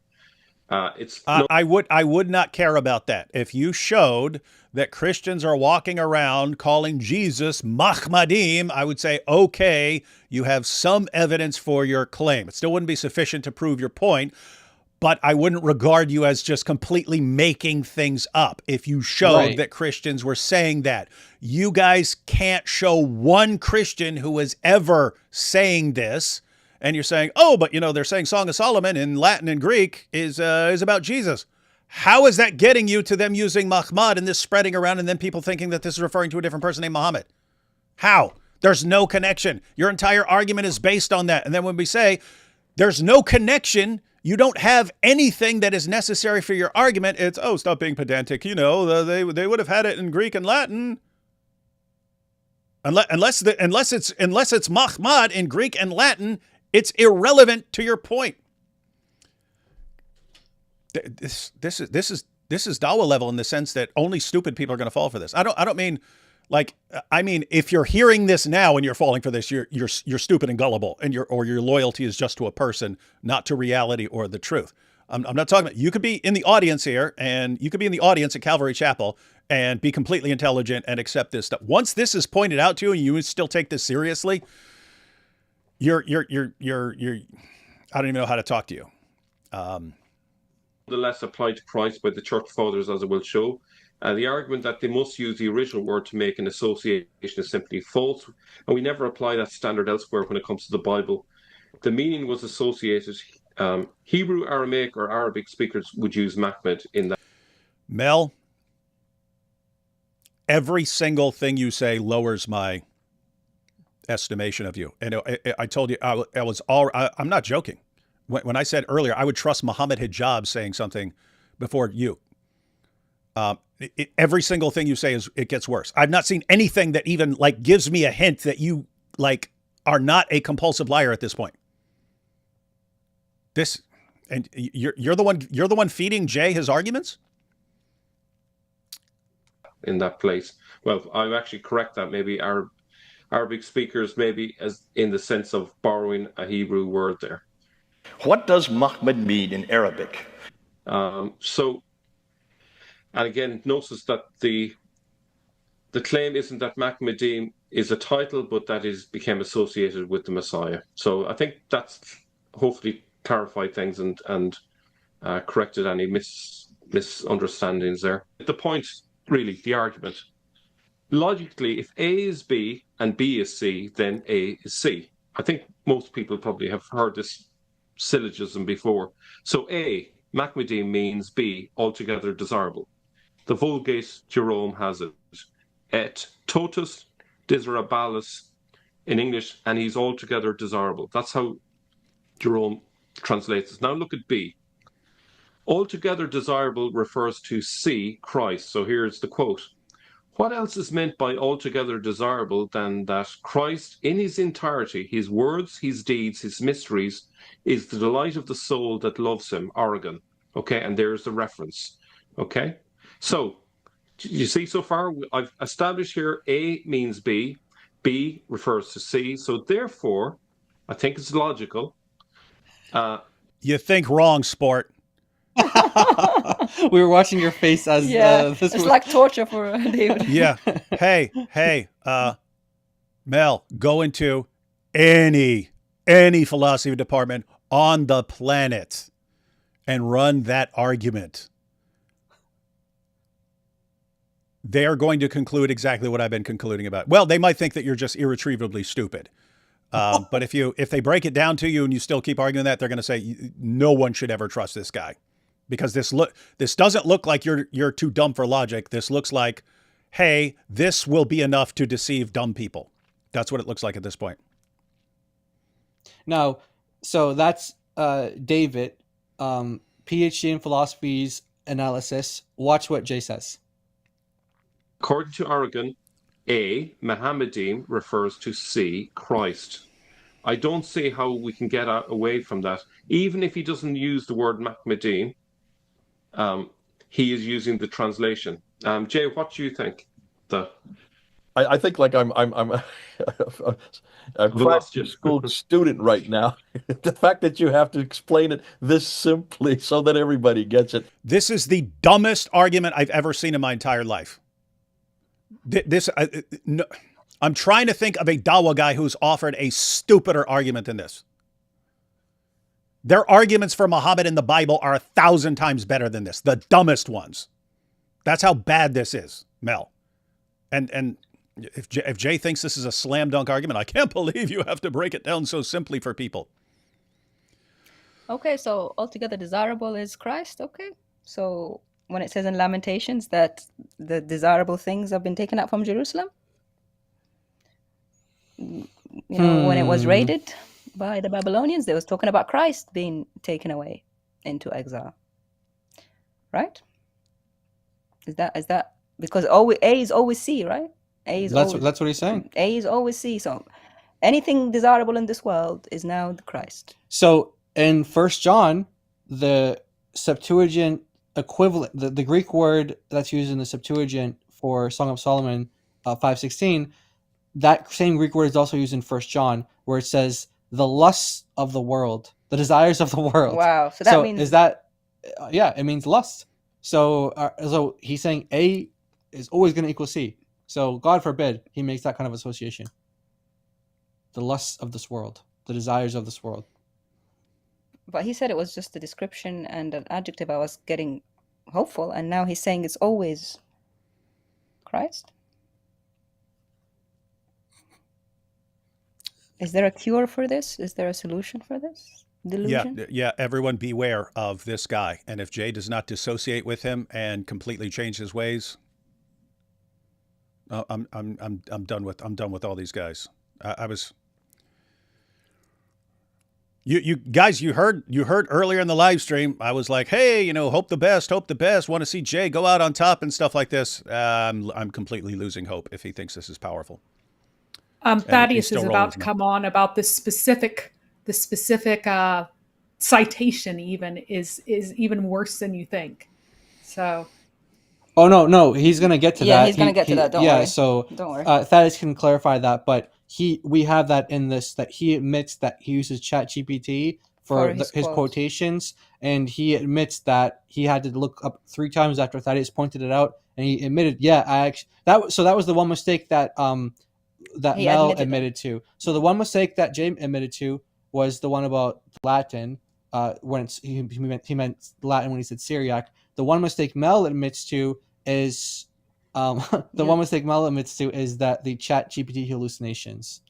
Yeah, so don't worry, you're vindicated from that side at least, Thaddeus. To me, okay, is a little but the thing on his slide, the reason I jumped on is because the thing on his slide from Origin is a ChatGPT hallucination. In other words, guys, it's a completely made-up quote from ChatGPT. It doesn't actually exist. And we have on this video an example of ChatGPT lying and admitting to us that it lied. We've got a screenshot just to show everyone, just as a public service announcement. Don't use ChatGPT for quotes or references. Once you challenge it, it will admit that it made it up. I think everybody gets your point. Everybody gets your point. Guys, if you get their point and you believe it, I don't. It's like when I'm talking to Dawa fans and they just don't understand anything. They don't understand basic arguments. They don't understand words, and they just have loyalty to their Dawa guy. And you're like, how do I communicate with this person when they don't understand anything I say? It's like, what do you do at that point? Yeah. Or again, Jerome, they are referring to Christ. So whether or not you use Mahmadim or in the plural or as an adjective or a noun, in every case, people that were reading their writings all knew what they were talking about. And what does he mean by that? Can you pause reading just a their second? writings? Oh, sorry. What's that is? I'm not sure it's clear, right? Mel might have made an error quote is AI hallucination. That quote that he put on that slide that Jay just said, Origin says this, everyone says this, is a hallucination that Mel is still repeating. He repeated it yesterday on his channel, saying, how dare they say that I don't have evidence that the title was applied directly to Jesus. I found the Latin. It was quite difficult to find the Latin. I went to the chapter that is referenced in Latin. It is not there in Latin. There's M dashes in his little slide there. Hallmark of AI generated text. It doesn't exist. So he may have admitted that one of his other quotes was also made up, because we found multiple that were made up. But the quote that he is using on that A, B, C logic slide is an AI hallucination. In the corrections they're putting out, they're still using fake quotes. That's the point I wanted to make. Yeah. And so, yeah, exactly. But it's not just Ready? Go ahead, sorry. Christians, the Jews also use that title in Hebrew. If you have any doubt, just take a look at this inscription from 523. This is a good 100 years before Muhammad even came in, when Muhammad died. And this is a 6th century Jewish rock inscription. Muhammad died? Muhammad died? I was going to say, what? Just before Muhammad died? Yeah, that's what he just said. I thought Muhammad... so Muhammad died. Okay, that's good to know. Today, Yemen. It's there in Najran. And it is translated by the Lord of the Jews by the Mahmud. The Mahmud in Sabbaic script, I'm just putting it out to you. You can see it there in Sabbaic script. This is not the Arabic script that we see in the Quran. This is the Sabbaic script that comes from Yemen. It is Arabic, but it's not the same script. Isn't that interesting? No, it's not. But look at the term. Okay, I have studied this. Keep going. Wait. Oh, sorry. Yeah. Mahmud that is used there by the Jews. Okay, there you go. Stop yeah, there. there you go. Yeah, go ahead, Mary. Yeah. Okay, so this is not in Arabic. For some reason, Jay Smith is convinced that Arabic comes in two flavors, one of which is Aramaic, which is a totally different language, and the other of which is Sabaic, which is a South Arabian language, also a totally different language. This is not Arabic. It is Sabaic. And it doesn't have the form of a title because it would have an article at the end. And this form where you'd say the person who has ordered an inscription followed by the scribe at the very end of a passage that you were ordered to make occurs many times around this time period in Sabaic. So a normal human being reading this would approach this and say, so-and-so, the authority under which this has been written, and here they're saying that God himself authorized this. They're not even citing the king. Sometimes they do that. By, meaning this was written by, this is used for authorship. It has the preposition has other meanings too, but it was used for authorship by a dude named Muhammad. That's all it says, or whatever the Sabaic equivalent to that name is. It's a dude who happened to make an inscription. Right, thank you. And so we have Moran Van Putten here, who's explaining the same thing, and he's a historical linguist, and he's weighing in on it and pointing out that even if that MHMD is a title in Sabaic, it doesn't mean that it's a title in, he says, Islamic Arabic or any Arabic.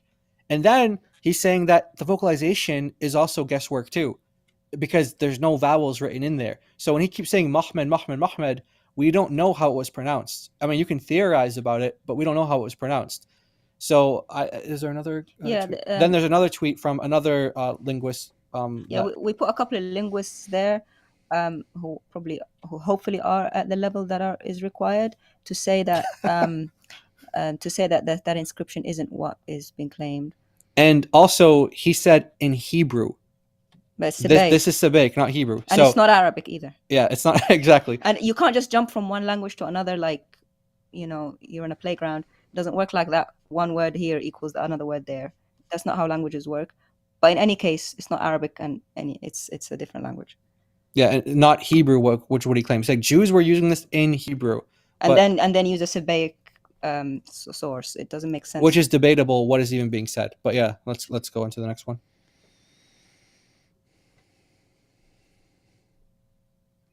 Again, same thing there. Pointing out let's show you. No, that's fine. Yeah, it said the same. It basically said we're actually not sure what the thing said on the inscription. Synopsis. Mahmud means the praised one, or the blessed one, or the anointed one, or even the Messiah later on. So it's not a name. It's not a name, folk. It's a title. It was used in Ugaritic in 1400 BC, borrowed by the Jews in Hebrew in 1000 BC. That's why you have it 11 times in our Bible. It was subsequently employed by St. Ambrose in the 4th century as a title for Jesus Christ. The Jews also referred to it in their reference. And what was interesting, by the 7th century, the Jews started using that title for their exilarchs. The exilarchs were those who were in charge of the seminary in what is today Baghdad. Arabic. So they have all been speaking Arabic, and they had always put Mahmud before their name. Mahmud ben Huziel. Mahmud bin David, Mahmud ben everyone. They have always 5 different exilarchs where they put Mahmud before the name, the praised one, the anointed one. It was a title of endearment, of authority, of credibility. Well used in Arabic and Aramaic by the 7th century. Well used. Thus, by the 7th century, the Christians used Mahmud. By the way, completely untrue. So even though Jay's going to back down from this, and he's going to say that he only said this 2 years ago, even though he said it just last month, whatever. The point is, if you listen to this, if you heard this at Chapel Hill, you heard this presentation, know that is not true. Jews did not use Mahmud as a term of endearment. They didn't put it before. There is no Mahmud ben David. There is no Mahmud ben Oziel. It doesn't exist. It doesn't exist at all. So just want to be clear on that. To refer to the returning Messiah, while the Jews used Mahmud to refer to the Messiah yet to come, and at times interchanged it with the Messiah. Conclusion, therefore the term Mahmud was well known in that part of the world and at that time, but it was not pronounced Muhammad like you do today. That is how we now pronounce it. And there lies the confusion that Raymond's having. And same with you, Abdul. I can see you're confused now as well. Okay. Yeah, we're all Raymond, confused. he's not talking about Raymond Ibrahim, is he? Yes, he is. He is. Yeah. Are Yeah. you kidding me? Have you guys ever talking seen? about Raymond. Have you ever seen Raymond Ibrahim be 1,000th this sloppy? No, never. No. That entire presentation he spent just slamming Raymond and saying terrible things about him and saying things like that. He made the title "We Shut Down Muslims," and then in there he's like, "We shut down Raymond," using the same terminology and kind of sloshing this Raymond Muslims. It was horrible. To be honest, I've never seen this level of being very careless from anyone known in the field of apologetics and polemics. You mentioned Jews in Baghdad using Mahmud as a title of endearment, specifically Mahmud bin Uziel and Mahmud bin Joseph. I've checked digitized Hebrew libraries in Hebrew and have not found any matches for those exact phrases. There are no rabbinic usages of the word Mahmud in the way you described. So my short answer is, I haven't ever claimed that we had evidence for that. Dude, this guy. Yeah, so did you send Mel a message saying, Mel, I didn't- here's our objection to what you say, even though we have no clue what you've said because no one who has any clue who you are?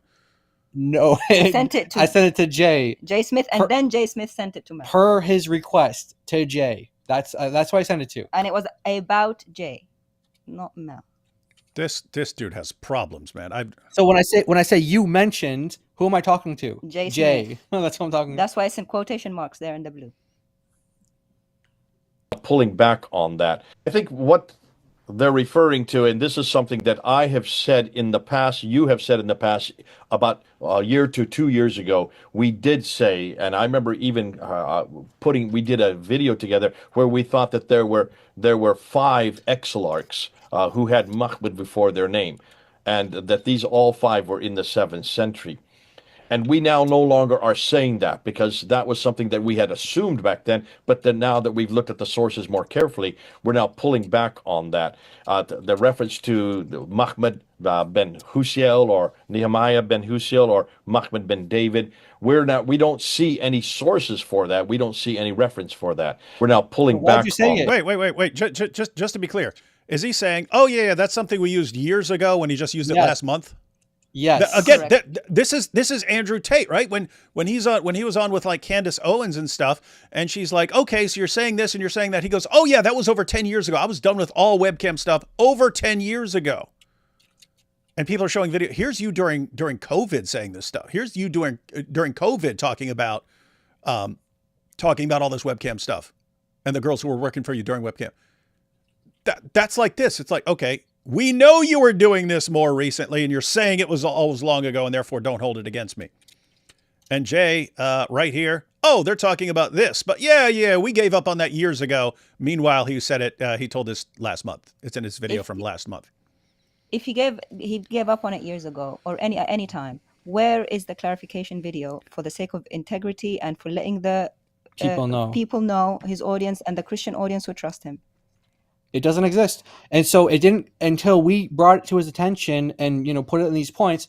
No one would have ever known that Jay Smith doesn't actually. So all the people who were there, they might go around thinking, hey, we wouldn't have known. Christians use the term, the church fathers use the term, Jews use the term. Like, what's going on here? Obviously, MHMD is a reference to the Messiah. So MHMD in the Quran, that has to be Jesus. It's like, that's what. And he said, after we examined the evidence more carefully, yeah, talk about the evidence. Then we pulled back from that. My question is and I know how academics work. I'm from a different field. Academics are so obsessive about examining the evidence before they publish something publicly, even if they're publishing to peers, which is a small audience. But you're even more careful to a public audience, right? Because it can discredit you to your peers. Right, exactly. So you're on a massive platform, which you yourself admit, and yet you put it out there and then decide later to pull back without a clarification. But you say your level is above others who are not your peers, and you're so careless about putting it out there. So you put it out there and then you examine the evidence later. And tell them how long it took us to find this evidence. And that evidence that he said, which I'm sorry to use sarcasm, pretending like it's an archaeological dig that takes months and it's a process, and then after we examine the evidence that comes out, it took Jai 1 minute to look to do a search into the Jewish libraries to check for Mahmud bin David and Mahmud bin Uziel, and found 0 hits. Literally, It took us 1 minute, and then when Jai then sent the information over to Jay, it's all of a sudden, oh, I've known about it all along. and that's why I don't use it anymore. Do you see our problem? Even if I will say we believe what he says. Let's say he examined it later. There's no clarification, and the methodology is let's publish something, then review the evidence later, then look carefully later. That's dangerous and that's sloppy. And then we pull back and not tell anyone until we're pushed like this. And then people say, why do you do it publicly? Because otherwise we won't get this retraction. So we're doing it for your sake. The person who says, why are you doing it publicly? For you. We're doing it for you. Whether or not you appreciate it, we're doing it for you. And guys, do you see already what happens when everyone sends him a list of mistakes? He's like, oh yeah, this little insignificant thing I got right. I kind of misspoke on that one little thing and stuff. That's the guy you're going to just deal with things behind the scenes with? I'm telling you, It's true that they'd backtrack. No, go ahead. I was just going to confirm.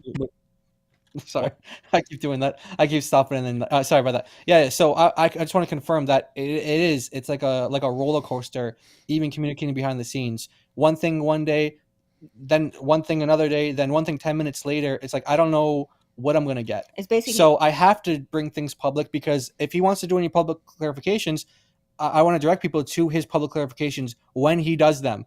And then whatever comes out of that, I told him, look, if there's a pressing need for us to respond to this stuff again, we will. But if you want to clarify anything, that's your responsibility to do it publicly, because I can't trust what he says. I'm sorry, I can't trust what he says. It's because we want to protect ourselves from the gaslighting, the thing, and then its opposite. Sometimes within the same day during our communications, a thing and its opposite. Now we want to hide behind, okay, we're now just going to deal with what you say publicly so that we can have receipts, so that we have videos to stop ourselves from being gaslit as to what was said and what was not. Guys, I'm going to be honest here. I don't care at all about dealing with this stuff behind the scenes at this point. I wouldn't even want to communicate with him at this point on that level. I don't trust him to deal with anything honestly at this point. And guys, I started this live stream by praising Jay over and over again and saying what we really want to say, and just watching this the entire time. I think he just needs to be repeatedly, relentlessly, publicly exposed until he takes a step back, takes some time off, comes back, repents completely, separates from Mel, that toxic duo, completely. And then I can take him seriously. Until then, this is beyond terrible. This is like false. This is like complete false teacher category, manipulator, false teacher, all that stuff category. How is it that it was put out only a month ago to 1.3 million people? But Mahmud Let me before back the up. name. And that these all 5 were in the 7th century. And we now no longer are saying that, because that was something that we had assumed back Years then. ago. But then now that we've looked at the sources more carefully, we're now pulling back on that. Yeah, we pulled back years ago. The reference to Mahmud ben Husiel or Nehemiah ben Husiel or Mahmud ben David, we don't see any sources for that. We don't see any reference for that. We're now pulling back on that. We're pulling back years ago. It's true that they'd backtracked on that claim. How is it that it was put out only a month ago to 1.3 million people? Strange, isn't it? They backed off of that because it was old. They learned years ago that this can't be trusted, and yet we're saying it last month. Mahmud before their name. Mahmud ben Husiel. Mahmud ben David. There you go. July 10th. So after all that, I've spoken at that church repeatedly. Oh yeah? Yep. So maybe you should have a word. After all that, check out what comes next. After all of that, They conclude. we get to see what their mistakes were. There are no mistakes. or maybe one insignificant slip of the tongue.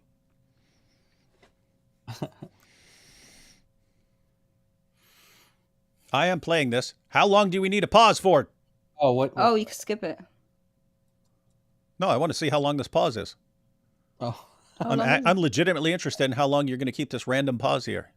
I'm being David always tortured. finds something to complain about. I know there's eventually going to be something. I'm just watching this clock tick. I think David's messing with us. I think Yeah, he's he's I'm not. already- It's playing 224, 223, messing. 222, 221, 220. Really? Yeah, this was a mistake then. We didn't mean to play pause for this long. That is hilarious. We need to know what happened there. Yeah. Sorry about that. Just skip it. Oh, well, it can't be too much longer. There's 2 minutes left now. Here's the whole Jai. 2 Let me put a 1.5 random pause right in the middle of this No, that video. was me. That was me. Okay, should I fast forward? Oh yeah, it's very long. Accidentally. Yeah, Oh, there we go. accidentally- There we go. Okay, so it would have been another minute. Wow, that's awesome. All right, here we go. Oh, Glad no. I fast forward. Okay, here we go. Thank you. Only 2 mistakes were made. Only 2 mistakes were made ever. Here's the irony of it. So far, you have been able to support everything you've said. The one error Everything. they have found is not Everything. you, it's me. Hopefully that's Well, not I for mean, too none long. of the errors were Mel's because no one was criticizing Mel. So, I mean, yeah, I guess we didn't find any errors in Mel because we weren't criticizing him. I'm the one who made the mistake here, and I've already apologized that. I don't know how many. Oh, and he's apologizing for saying Saint Ambrose wrote in Syriac, which is about 1 trillion miles away from the actual point. Times I've done that to different people. So please stop hammering Mel. He didn't make any mistakes. Stop hammering Mel, which no one was doing. I don't trust anything these guys are We saying. didn't know he existed. We didn't know who he was. We didn't know who he was. Jay, we didn't send anything to Mal. We sent the bullet points to you. Do you not remember? Thaddeus, you sent. Who did you send? I the can't bullet believe, guys. Why are you attacking Mel that you've never heard of? By Now, pointing I out did. by pointing out Jay's errors. Oh, okay, Mary. Yeah, says she Mary did. I But did this- hammer this is Mel direct- in a chat. I Yeah, hammered Mel in that's a true, right? Mary has made comments about Mel. She and I know who he is, but all of Right. these things are in response to Jai's video, which Right, they and I- didn't- so Mel is Yeah. irrelevant. Correct. And I hammered Mel in an unrelated chat during something else where he was falsely stating that Mahmud is totally a title, or Mahmed is totally a title of Jesus because the father said so. They said so. It's true. And I said, no, they didn't.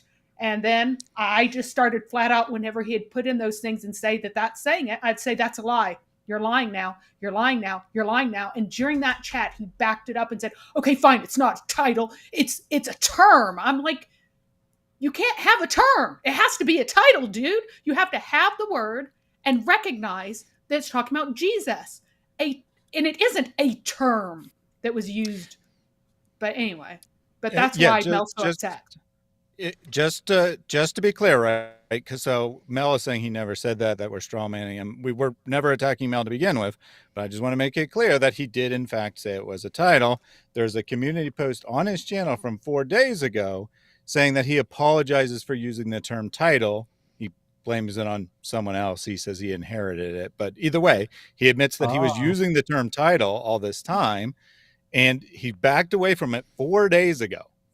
But he's saying we're strawmanning by responding to what Jay said but he never actually said that when he did in fact say it. But he's saying, oh, well, I didn't actually mean it. I was just using the word title because that's what other people before me said.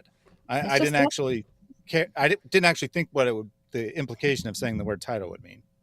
Wow. It's like when they get called out on a lie. Oh, it wasn't me. It was someone else. It wasn't me. Was it you? Was it me? Was it him? Oh, it was none of us. I only made a Syriac mistake. So Mel actually did say that. And Yeah, so he this did. is not a straw man. So even if we were addressing him, that is saying that he actually did say that. So that's crazy. Wow. I don't know what that makes Mel, but that I don't trust him. He is probably the last person on the planet I would trust on anything at this point. Yeah, so let me just read this sentence word for word. I would have been better advised to use quote term or quote adjective, but I inherited quote title as opposed to name and didn't see how overly specific the term is. So that's his explanation for why he was using the word title up until that point. But now he's saying, I never said it was a title. And so he uses this, and then Jay either gets it from him or gets it from somewhere else or something, but most likely gets it from him. And then Jay spreads this for years. And then Christians who adopt this are just running around. Nope, Muhammad's just a title. Muhammad's just a title. It's referring to Jesus. They're saying it around the world and stuff like that now, to the point where even when we're in a live stream correcting it, people are going, but Jay's 100% correct about this being a title. And we're strawmanning him if you respond. How is it that he didn't know what title means? He's from Ireland. He's Irish. English is his first language. Oh, He doesn't know what title means. He doesn't know what title means.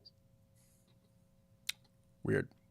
All right, we've got a few seconds left here. I'm the one that made a mistake. God bless you, Mel. You Thanks both so made much. a ton of mistakes. Well, listen, Jay, I'm going to throw myself under the bus. And the biggest mistake you ever made, Jay, was getting your information from Mel. Terrible, terrible, terrible mistake. And I know you're listening, Mel.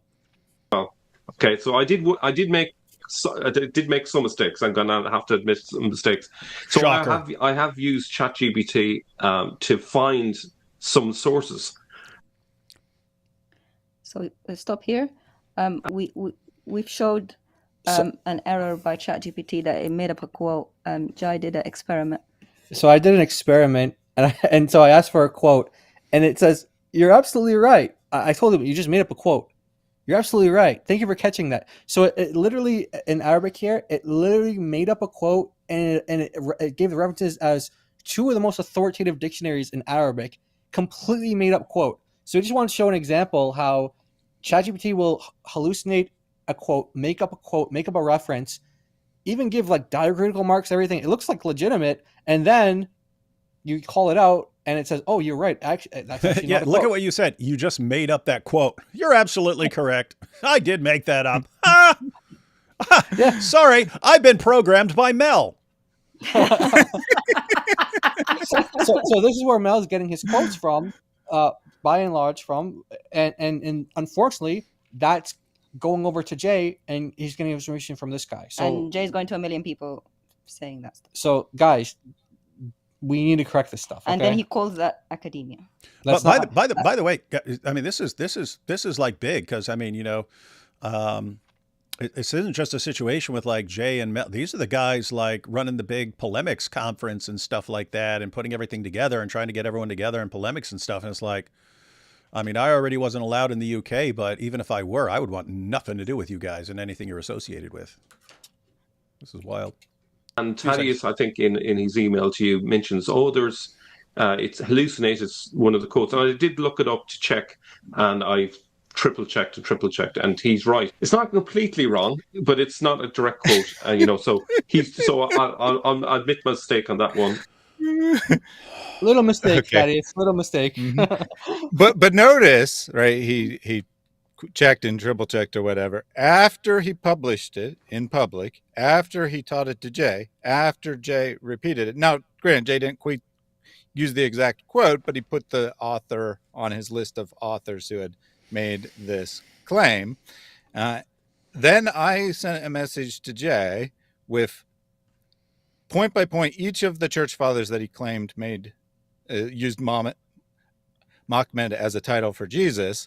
And I said, you know, this one, they quote the verse, but it's about the church. This one, they quote the verse, but it's about believers.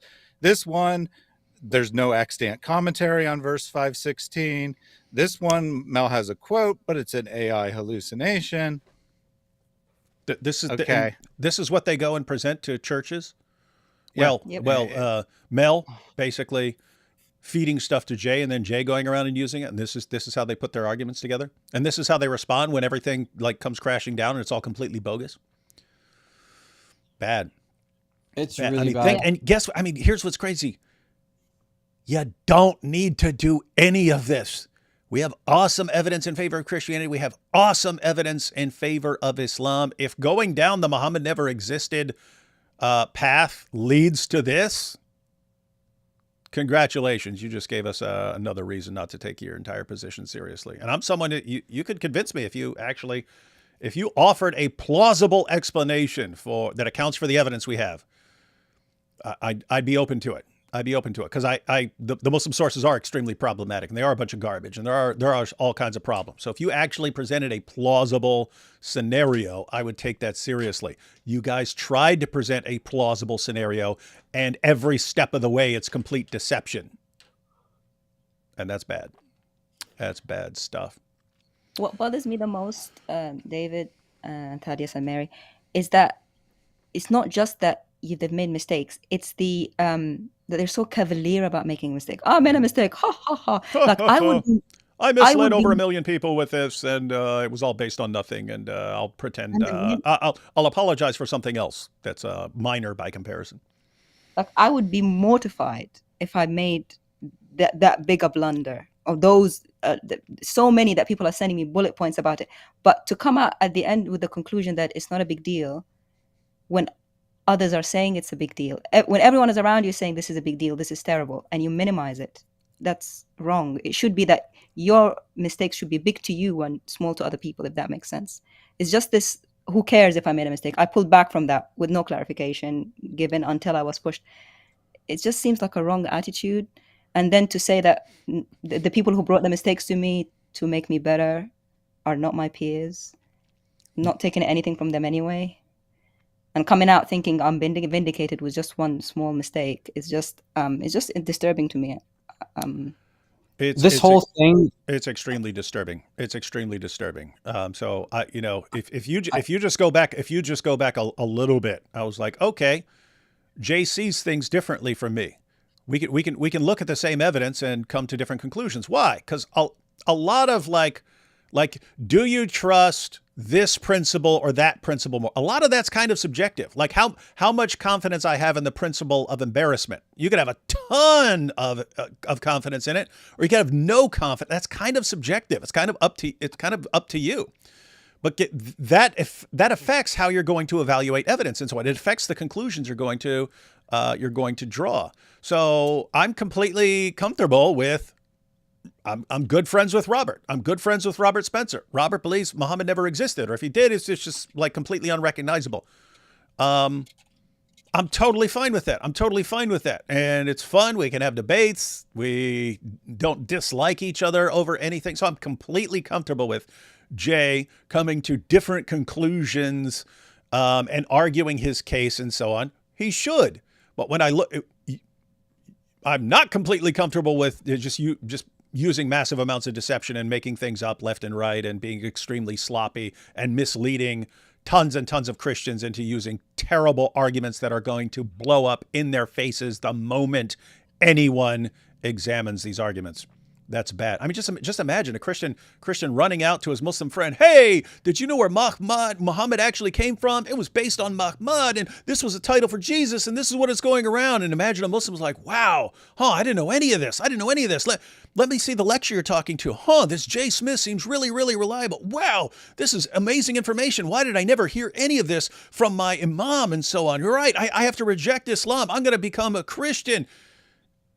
And then you find out. It's all deception.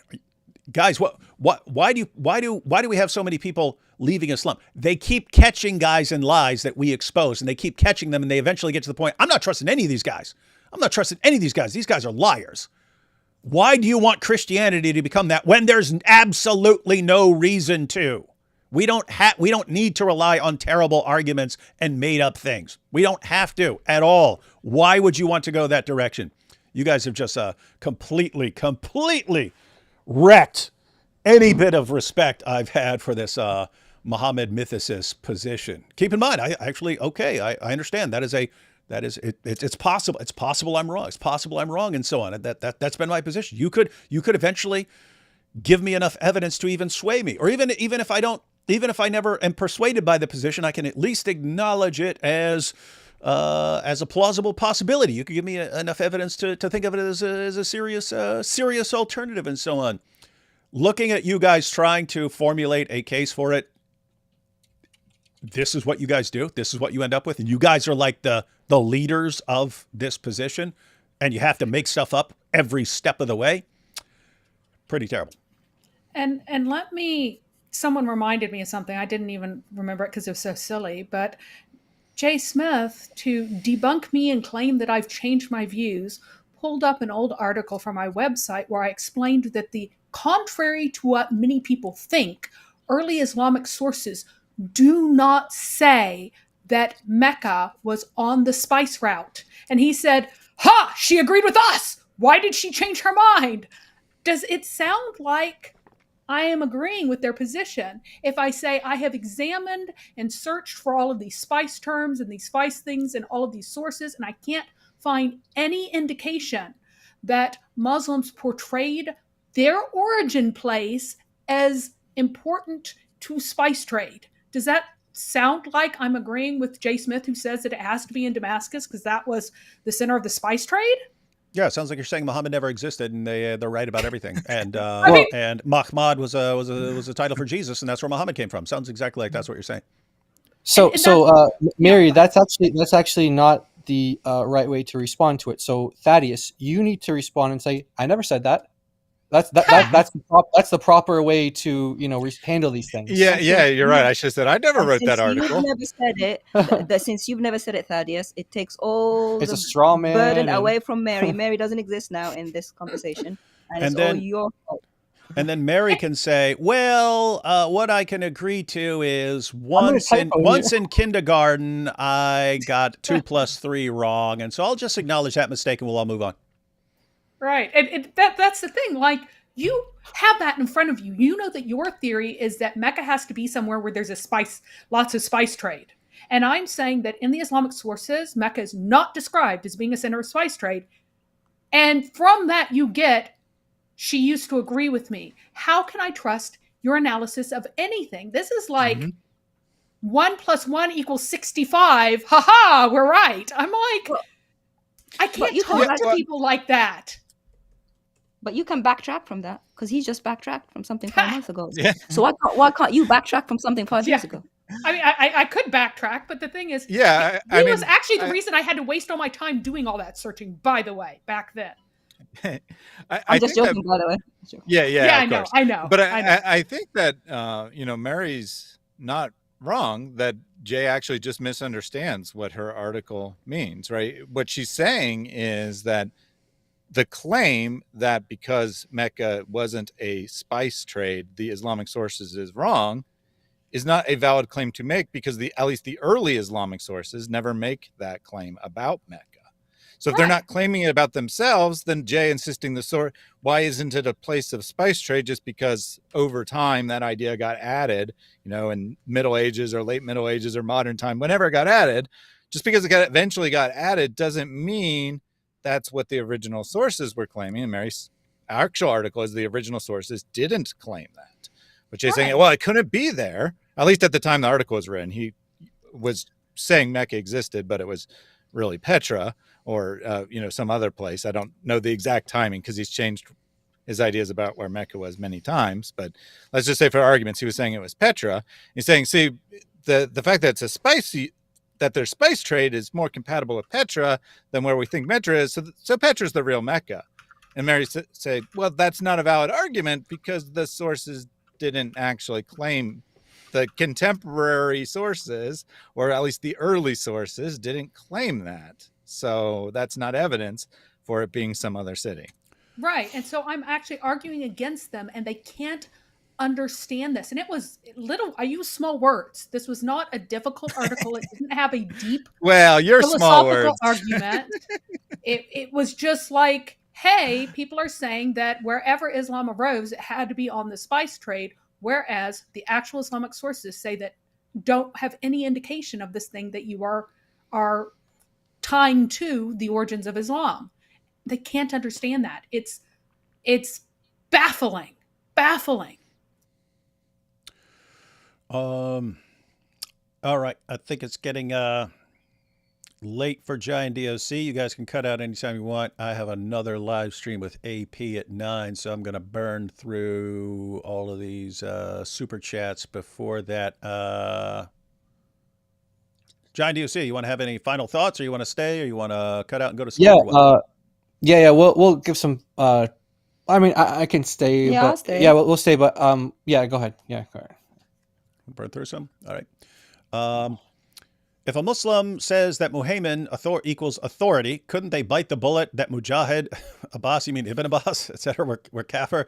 Would there be any negatives for doing so? Yeah, you'd kind of get in trouble for tossing Ibn Abbas and Mujahid under the bus. If you had to do that to defend your argument, not a lot of Muslims gonna accept your argument. But that's not even the real point. Whether they're it's not just specifically them and whether they are kafirs or something like that. It's when they gave their view and other Muslims like Tabari and so on are responding to them. They never say, "What are you talking about? Oh my goodness, you've just done this horrible thing and made Muhammad a higher authority than Allah." They never responded like that, which means none of them are interpreting it that way, which means if you come along 14 centuries after Muhammad and give it some interpretation which no one for the first several centuries of Islam thought was the correct interpretation of a word or the meaning of a word, sounds like you're just making stuff up. Does that sound about right? Sounds right. Yes, sir. Yeah. Lots of love to you and your family from Ireland, David. Top of the morning. Dean responds was, it's Dee's response. Dee's response was complaining how Christians were acting because they kept making references to leather straps, Momo's sexual strength, and al-zut. Look what you start. What do you guys expect everyone to talk about? That's what... I mean, this Muslim source, Muhammad had the sexual strength of 30 men, so powerful. And then we bring it up, and then why are you guys talking about this? That's what Muhammad's companions talked about. Liked today's video on the al-zut. Muhammad liked the al-zut too. Dean said we pray to Jesus, not for Jesus. Sound familiar, D. Wood? Therefore, Psalm 72 can't be about Jesus, and Dean is furious at you for the al-zut stuff. Really? Was he mad about that? That might be funny. I'm going to have to watch it just for him getting uncomfortable with al-zut stuff. Oh, boy. Come to Ayr and play with your foot at the border with UK. I'd have to have a really good reason for heading out there. If you lie to get a Muslim to leave Islam, you are no better than Dawa. Yeah, that's what that was you, DOC, saying earlier that Dawa thinking is ends justify the means and so on. And yeah, the ends justify the means. That's you can actually find that in Islamic theology if you look hard enough. Like for example, Muhammad would give the money for the mu'allafati qulubuhum to entice people to come to Islam, Surah 9 verse 60, and if you can get, and they do love jihad to make people fall in love with them, so you can convert anything to get them to become Muslims. And there is a story, Joy knows the story of getting a Jewish man, that's said by some sheikhs, get a Jewish man who loves alcohol to become Muslim, lie to him saying I remember that. Alcohol is allowed in Islam. And then once he's a Muslim, it's not allowed. And if you leave Islam, apostasy will kill you.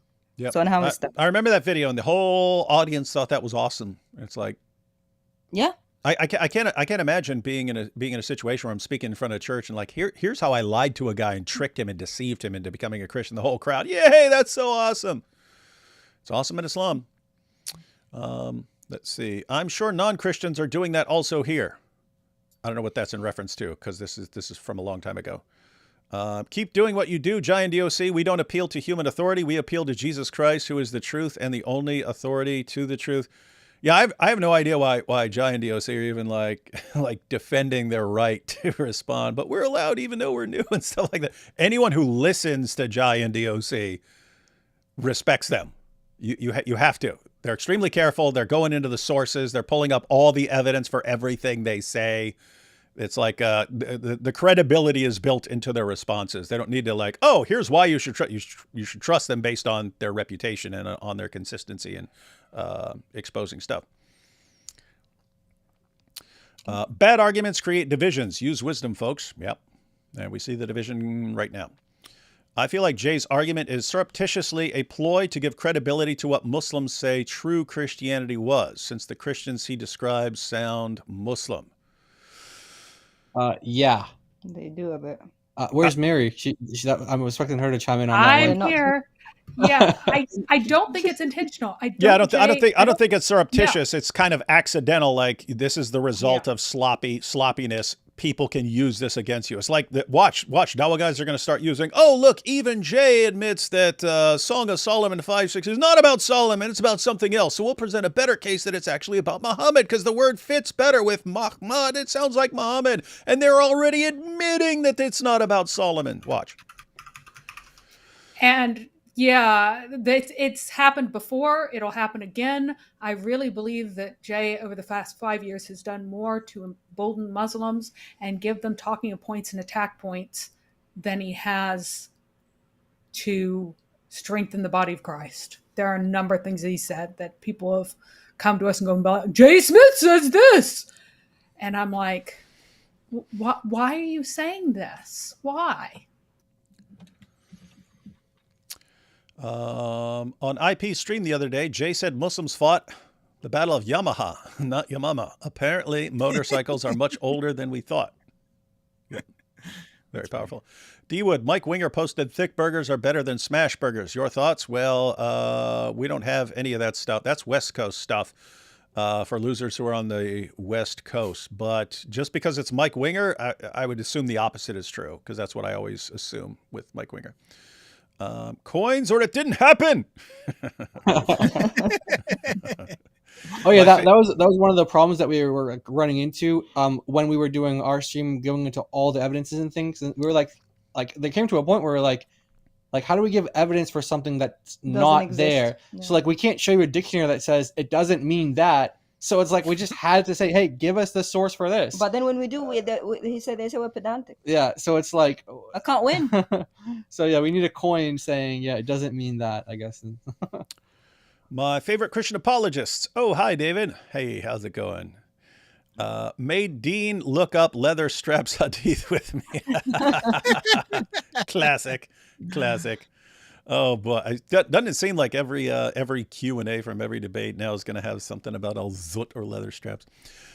Robert Spencer holds the same views as Jay Smith. With due respect, D. Wood, you have never collected a bunch of self-claimed scholars to attack him. That so-called daughter of Christ called Jay a liar. If I see Robert Spencer arguing like that, and guess what?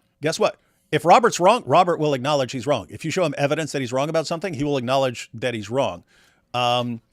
You wouldn't see anything close. I've never seen anything close. And keep in mind, I disagree with Robert on this issue. I've never seen anything close to what's going on there. In other words, even if Robert says something I disagree with, and I think, oh no, I think that's factually wrong, it would never be in my mind that he's just making stuff up or something like this. It would be like, oh, okay, he read some source that said this and stuff like this, and you know, it turns out to be wrong or something like that. No, Robert Spencer. If you go back a couple of months, I would have thought Robert Spencer and Jay Smith are very similar. I would have had a lot of trust for both. Right now, I can say Robert is significantly different in terms of sloppiness from Jay Smith, and I'm giving the benefit of the doubt and assuming this is just a ton of sloppiness on Jay's part, and he's just listening to an extremely bad actor on all of this. And let me just say, Ronald, daughter of Christ never called Jay a liar. So give me the give me the timestamp, please. This is one of the people that we're talking about. This is one of the people that goes around to this Jay. Dude lied? Yeah, he goes around telling Jay lies. Daughter of Christ said this. David said this. Jai said this. Guess what, Ronald? Jay comes to us and now he's asking. Now we got the point where he's actually trying to confirm things without just assuming things. So all you kind of people like Ronald type, and he mentioned 3 others. There's other people that come to him as well, but he mentioned 3 to me specifically. You guys are liars, and you're not doing something that honors Christ by lying about people. So when you make up these lies to Jay and say, "Oh, this person said that, this person said that," give evidence. Yeah, where because is the when we get those accusations, now we're like, okay, we'll show you what we actually said. And we know what we said because as I said, we don't edit our videos like after they've been put out. We don't. We have transcripts. Everything's out there. We only did one, actually. We only did one video on it, so it's not hard for us to go through and say what did we actually say, what didn't we say. So Ronald's just one of these liars who is going to continue to lie. He's going to continue to lie. Not on this channel because he is officially blocked. Learn not to lie, Ronald. Hey, Ronald, you're worried about people calling Jay a liar. I just called you a liar. How's that feel? Yeah, he is a liar. Yeah, he's a liar. He is a liar. How's that feel, knowing that you've been exposed as a liar? Now go ahead and run to Jay. Oh, they said you're an alien, Jay. They said it. I know I can't show where, but believe me and complain about it because I like causing division. What a loser. What would a conquering Muslim care about more? Printing money or sacking a city and taking, there's a key word in there, conquering. Ha! Yeah, conquering. Taking the war booty. It's amazing how quickly some people start arguing like Dawa. People, we are Christians, start acting like it. By your fruits, they will know you. Yeah, part of the reason is it's just easier to get attention from some new argument that you're making up or that you're just being really sloppy with and that's new and that's catching people off guard and so on. That can be easier than, really spending a lot of time getting the best evidence and so on. So it's a sloppy path. Isn't a McMed and fries what a woman gets as a divorce settlement from a Muslim dude? She gets it as dowry, actually. Yeah. McDonald's meal. The Jews worship Ezekiel's wife. Hey, Daoud. All right, hang on. Could you bring up Paul's quote? To accuse Jay of false teaching because he makes a historical claim that you don't agree with is reprehensible. Is that what we're doing? Is it that we just disagree with his historical claim? Oh no, and we're not even saying he's lying. And we're not even saying he's lying. I'm saying he's like this is the misrepresentation from certain people in his crowd is just that's what they do. I've never seen this type of It is cult like anything. They all seem to be ends justify the means. If we have to lie to attack one of his critics, we'll gladly do that because our loyalty is to the man, not the truth or the book. Hey, and if I could just jump, if I could just jump in with a comment here from Musket Rat Skull. He says, "You'll never see David Wood bring in real independent scholars outside of apologetics on all sides of a panel to debate this. We're happy to debate it with Jay or anyone else who wants to claim Muhammad mythism or say Muhammad didn't exist. So we are happy to have that discussion, and I believe that David would be happy to host that discussion. What respected scholars are arguing for Muhammad mythicism? None. Yeah. So who do you expect us to bring on? Well, I mean, Robert Spencer isn't a scholar in. I'm right. But I'm saying Robert Spencer is respected, right? That's what I'm trying to say. Yeah, that's the thing, though. I debated Robert Spencer twice on this issue. I do shows with them regularly, and we constantly jab at each other on this. So the point is, if you're saying no, I want someone at Oxford University. Okay, who are you thinking of? In other words, Jay and these are the guys who are making the arguments. So I don't even know what to do if that's not good enough. It's like you're saying, go to people who don't exist and face people who don't exist on this topic.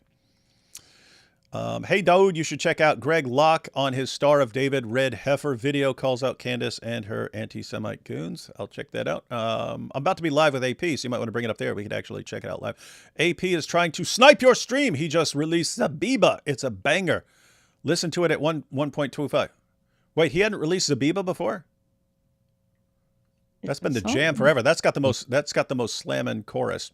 Zabiba, Zabiba, I got a big Zabiba. Arrived late to the stream. Did you get a chance to see the powerful arguments Dean put up against AP? He was even getting red and sweating. No, I haven't seen that. I was working on my Al-Zut video. So I'll have to check that out later. I think we're going to check out some of it in my live stream with AP later on his channel. Thanks for the hard work, guys. I always found it hard to trace his claims. Happy I took a skeptical approach. It is very good and healthy to take a skeptical approach. If one of us here is presenting some argument that's like completely new and goes against the grain from what everyone else is saying, you should be saying, okay, I want to see some evidence here. That is intellectually healthy. Is it possible Jay is so determined to prove Momo doesn't exist that he's willing to be deceptive out of frustration, that he has no explicit evidence? I mean, if you're talking about it's possible, yeah, it's possible. I'm not going to say that's what's going on, because it's also possible, and I would say more likely, that he's just being incredibly sloppy, and he's being fed information from unreliable sources that for some reason he respects, and he thinks like Mel is this great source of information. Wow, he knows all this stuff, and so let me just run with every idea he puts into my head, hoping he gets past that and realizes needs to be more careful. Jay spent over 10 years on this. I think he spent so much time and energy on it, he doesn't want it to end as a false result. Here's the thing. You don't need to make up stuff about Mahmud and things like that in order to run this argument. You can run it just based on Muslims have crap sources and say, so I don't trust any of it. That's a good idea. Yeah, I call this decay the Zoomerization of knowledge. Here's idea. Do now chat GPT session on word Mahmud. I just want to apologize to Giant DOC for the accusation on their other stream. Hearing D Wood talk about it and Jay's behavior since then. Well, I had taken his comments as a joke and not a true barb. Oh, like when he was saying if you disagree with him, it must be for money. We've had so many comments saying, "Chill, guys. It's David is fine with it. They were just joking. They're brothers. You're putting too much onto it." Because, for the record, I took it as serious. I don't care about personal. It's always built, guys. When you've done all the crap I've done in my life, and people say, "Oh, David, you love us," it's like, dude, you don't know 1/millionth of how screwed up I am. and I don't think it's possible for people to psychoanalyze David just based on like his facial reactions and facial expressions. David is like a pro at psychoanalyzing people, but getting psychoanalyzed, it's poker face. You can't see very, anything. very hard to do. But we appreciate the apology. Thank you. Thank you. We appreciate it. There's an academic Vermel and there's J Verve. What is this? I don't understand. They're an academic Vermel and then J's Vervito. I don't know what this is. Only asking because I have no knowledge whatsoever on this topic, but could these languages have evolved over time and lost this original meaning? If you're saying something that's lost over time, you can kind of say whatever you want, but I'm fine with like speculating on something, but you have to acknowledge, I don't have any evidence for this, but I think this is possible. But yeah, if you're going to say things evolved over time and we've lost original meanings, you can kind of say whatever you want. But if you're applying that to Mahmud, no, you can't say that, because the claim is Christians were using this all over the place. And if Christians are using this all over the place, guess what? We have tons of Christian writings over the centuries. We have tons of inscriptions and so on. You should be able to find one somewhere if your theory is correct. So, yeah, just a quick comment on that. Hebrew, right? Hebrew was actually a dead language. It was revived in modern times. Brought back from the dead. It's the only language that's ever happened to. But resurrected, would you say? Yeah, resurrected. There was no native speakers of Hebrew, right? It was no one's first language. See, this is where Christians got the idea of resurrection from. And if you look at modern Hebrew, and this would be true of other languages as well, but especially with Hebrew, right, you're going to have that weirdness there, right, where the language died out, right? But all languages evolve over time. That's a fact. But the biblical Hebrew, right, when you look at a lexicon or whatever, it's going to tell you our best understanding of the biblical Hebrew words. And that understanding has evolved over time as we've learned more about the language and done comparisons with other languages, looked at it in translation, et cetera, et cetera. So there are words that are different than modern Hebrew. But all of the arguments are based on the biblical meanings of Hebrew as we best understand them, not like, oh, I know Hebrew, therefore, I was born in Israel, I speak Hebrew. No argument is based on that at all. Praying. Also, Go ahead. Isn't it very weird when you ask for evidence to say my evidence has been lost to time? Yeah, it is. Can any of us get away with that? No. Yeah. Yeah. You can't. So you can't. Guess what, So guys? Like vast majority of evidence that has ever existed has been lost to time. You can't base an argument on it. You can't say I'm going to assume that lost evidence supports my case, because you can support anything like that. But that's like Dawa reasoning when it comes to like the Injil. It was talking about a book given to Jesus. Where is it? It's lost. Okay. Any quotes from it anywhere? You got any evidence for it? No, but I still believe it was there. Really? From the 1st century down to the 7th century, Muhammad's confirming it, but then disappeared from the entire planet. Yes. Well, you can't stop someone from believing something like that, but you can't take it seriously as an argument. Eli says, love you, David, and we love you, Eli. D would love your work, but Giant DOC, I love your work too. Thank you. That's Thank you. good. To Giant DOC, can you guys please break down Surah Imran's verse 55? I'm South Sudanese. The English translation is nonsense. Yeah, so you guys would you guys agree that the natural interpretation of that would be that Jesus died? Mutawafika? Yeah, and you can also find commentaries to support that as well. So, but yeah, that's what you would get from just reading it. But the Muslims have to use a theological interpretation of that and twist it, not a linguistic interpretation. So mutawafika, the literal meaning is I will cause you to die. And even in Arabic now, if someone has been deceased, the word for deceased is al-mutawaffa. Yeah, like you say, like tawaffa, so and so. So we say mutawaffa, so and so has just been deceased. So that's exactly it. Cause to die. Yeah, and if you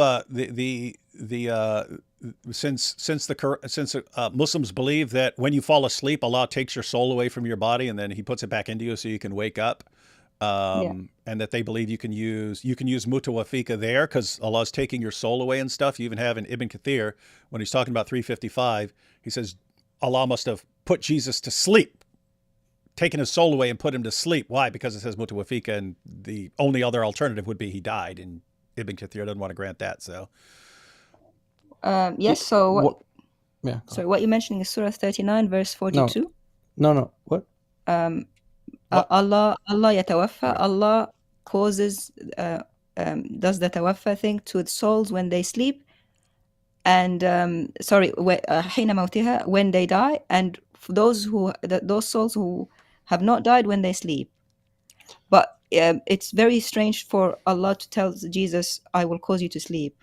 It has to be linked with sleep in some way. Like there's a if you're going to use tawaffa in any, like, to mean sleep, it's always linked with something like in sleep or at night, like some kind of reference to sleep. If it's just on its own, the natural meaning is death. Yeah, isn't it weird? It's like, hey, and you're going to take a nap. Yeah. What? Yeah, what? Why? Everybody sleeps every night, so it's not a promise from Allah that he'll sleep. It's a promise that He will cause him to die. So You understand what we're trying to say. Yeah.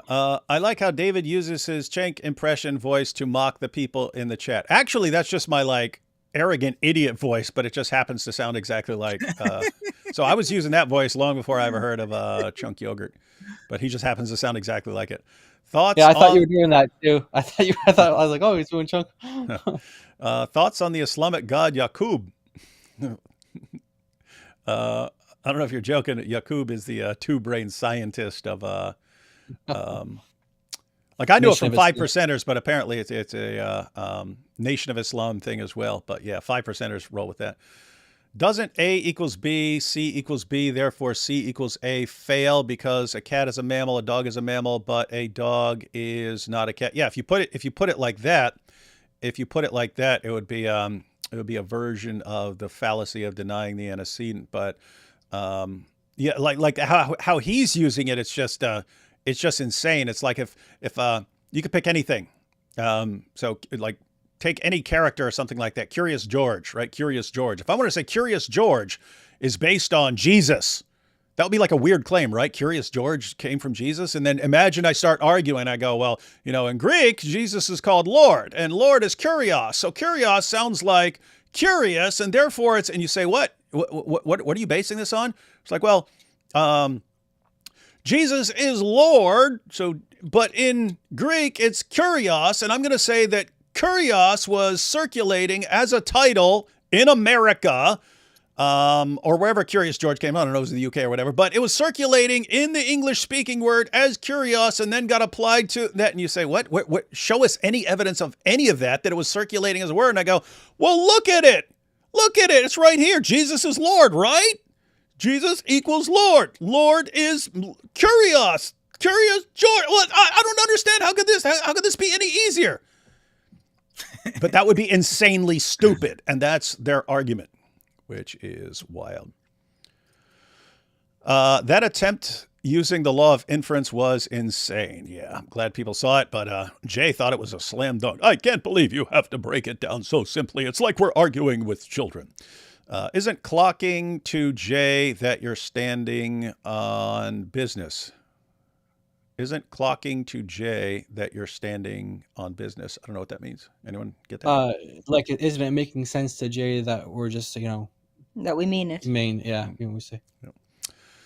David, I liked your content, but anyway, this Nomo stuff from Jay and Mel caused me trouble when resolving Islamic history since at least 2020. I ended up just dumping it when explaining Islamic history to people in real life. It's at the end of the day, guys. At the end of the day, guys, you have a position, and then there will be problems with that position or reasons to doubt that position, and so on. At the end of the day, what you're usually looking for is, what's the best explanation of the evidence? What's the best explanation of the evidence? There are all kinds of problems with the Muslim sources and the reliability and so on. If you say, what's the best explanation of the evidence, I'd have to go with there was a Muhammad and so on. I trust Raymond Ibrahim way more than these guys. Me too. If he told me the moon is made of cheese, I'm getting crackers. Yes. Especially when he's talking about al-Zut. Check out Apostate Prophet's SoundCloud album. I've never been on SoundCloud. AP will send me links to like SoundCloud and stuff, and then it says I have to have an account. And so I'm like, dude, just wait. Send it to me when it's on YouTube. Arabic came much later than Hebrew and Aramaic with influence from other languages. Aramaic, Hebrew, Himyaritic, Ethiopic, Greek, linked to Quran and standardized after Islam took off. Arabs predate Arabic. Yeah, that is not true. Mm-hmm. Anyway, we don't have to go into the details of that, but that's not true. In your face knows too much. How's that feel? You like that? Did that go the way you thought it would? You just got smacked out of the sky. I mean, so what? I guess a brief answer in case they, are interested. But so normally what people are talking about is the development of like a writing or a script, because that's really the only way you can like tell when, when the language may be but it doesn't tell you when the language was spoken. It just tells you when they developed a script or when they started writing. And those are two very different things. Obviously, people are speaking before the script. So the scripts don't tell you when the language developed, right? So this is not something that's controversial. Hebrew did not give birth to Aramaic. It did not give birth to Arabic. So that's just a consensus in linguistics. But no matter how the language developed, if you want to tell me that a word from Hebrew was borrowed or spilt into Arabic, you need evidence. That's right. Okay? Need for evidence. that specific word that you have. And to be clear, saying that Arabic came from Aramaic is not an oopsie. He teaches this all the time. All I want to do is zoot, zoot, zoot, no matter what. And it got zooting on my mind. I can never get enough. Every time I step in the desert, all the zoot hands go. I don't know which song that is or how I'm supposed to sing it. That's ludicrous. You mean the rapper? The artist. Yeah, the rapper. Oh, okay. Not the comment is ludicrous. Saying you Christian gadfly, you're ludicrous. The fact that the research guy that constantly said I never said that had to be corrected was corrected by Jay and said was years ago is a huge blow. Yeah, it's not looking good, guys. We all make mistakes. You can learn a lot about people by how they respond to the mistakes being presented to them. Just saw IP has deleted yesterday's stream with Jay. He made it private. We have it. Strange. Might want a second try at that, Jay. Charlie Kirk, but Jay, no, I don't. If IP finds out what we know, I don't think he's going to want you on. Charlie Kirk is the best example of proving that education does not mean credibility whenever he schools educated college kids and professors. Well, to be fair, probably any person with some common sense could school a lot of brainwashed college kids. They beat me in the desert. That's true. Please read my super chat. I just did. I literally just did. The one that said so-called DOC, you should be ashamed. Who said that? Oh, that guy who Who said, said that I called? you're the one that you blocked. Oh. Thank you, Jesus saves. How did I that appreciate feel? it. How'd that feel getting blocked? Is that the way you thought it was going to go? You've been exposed as a liar and a deceiver, brought discredit to your already horribly discredited position, and now go cry to Mel and Jay for us. See how much we care. Comics and Jesus follow me. So Sales Boy Comics. So if you're interested in comics and Jesus, better not be some blasphemous nonsense over there, Sales Boy. Here we have Apostate Prophet. If Muhammad existed, why is there no coin that says Muhammad exists and is the prophet of Islam? Yeah, with a big picture of Muhammad. Yeah, Mary. I had hoped in the past that Jay was correct, but really got offended on David's behalf about how rude he was before, during, and after their debate. Yeah, it's fun because I mean, I always acknowledge that there are difficulties with, again, the Muslim sources and so on. And I would expect more evidence from a guy who's going around and supposedly everyone's terrified of him and all the empires are scared of this guy and so on. But at the end of the day, I just think it's hilarious to debate, did Muhammad exist, if I'm just arguing the principle of embarrassment and you're just attacking the Muslim source. I think it's hilarious. I would do that every single day just because it's hilarious, because it's a situation where I couldn't conceivably care less who wins, and Islam loses either way. I want more debates where whoever wins, Islam loses. That is, and this is a perfect example. Not going to work with Jay so much anymore, but maybe I'll do some stuff with Robert here in the future on that. All right, two more, and then we got to cut out Danny Glover's voice. Riggs! I don't know what that's referring to. I know what the movie's referring to. D. Wood is more screwed up than Momo was by the Al-Zut. That'd be a close call. That'd be a close call. All right, guys. Everyone, give any final thoughts you want on this issue. I'm going to try. And what's that thing called? What's that thing called where you send people over to the other thing? Oh, raid. Raiding. Raid. I'm going to try and raid, even though we don't need to because everyone's here, knows AP, and but I just want to see if it works. I want to see if he gets a notification. Okay, he's already started. He's got the timer over there.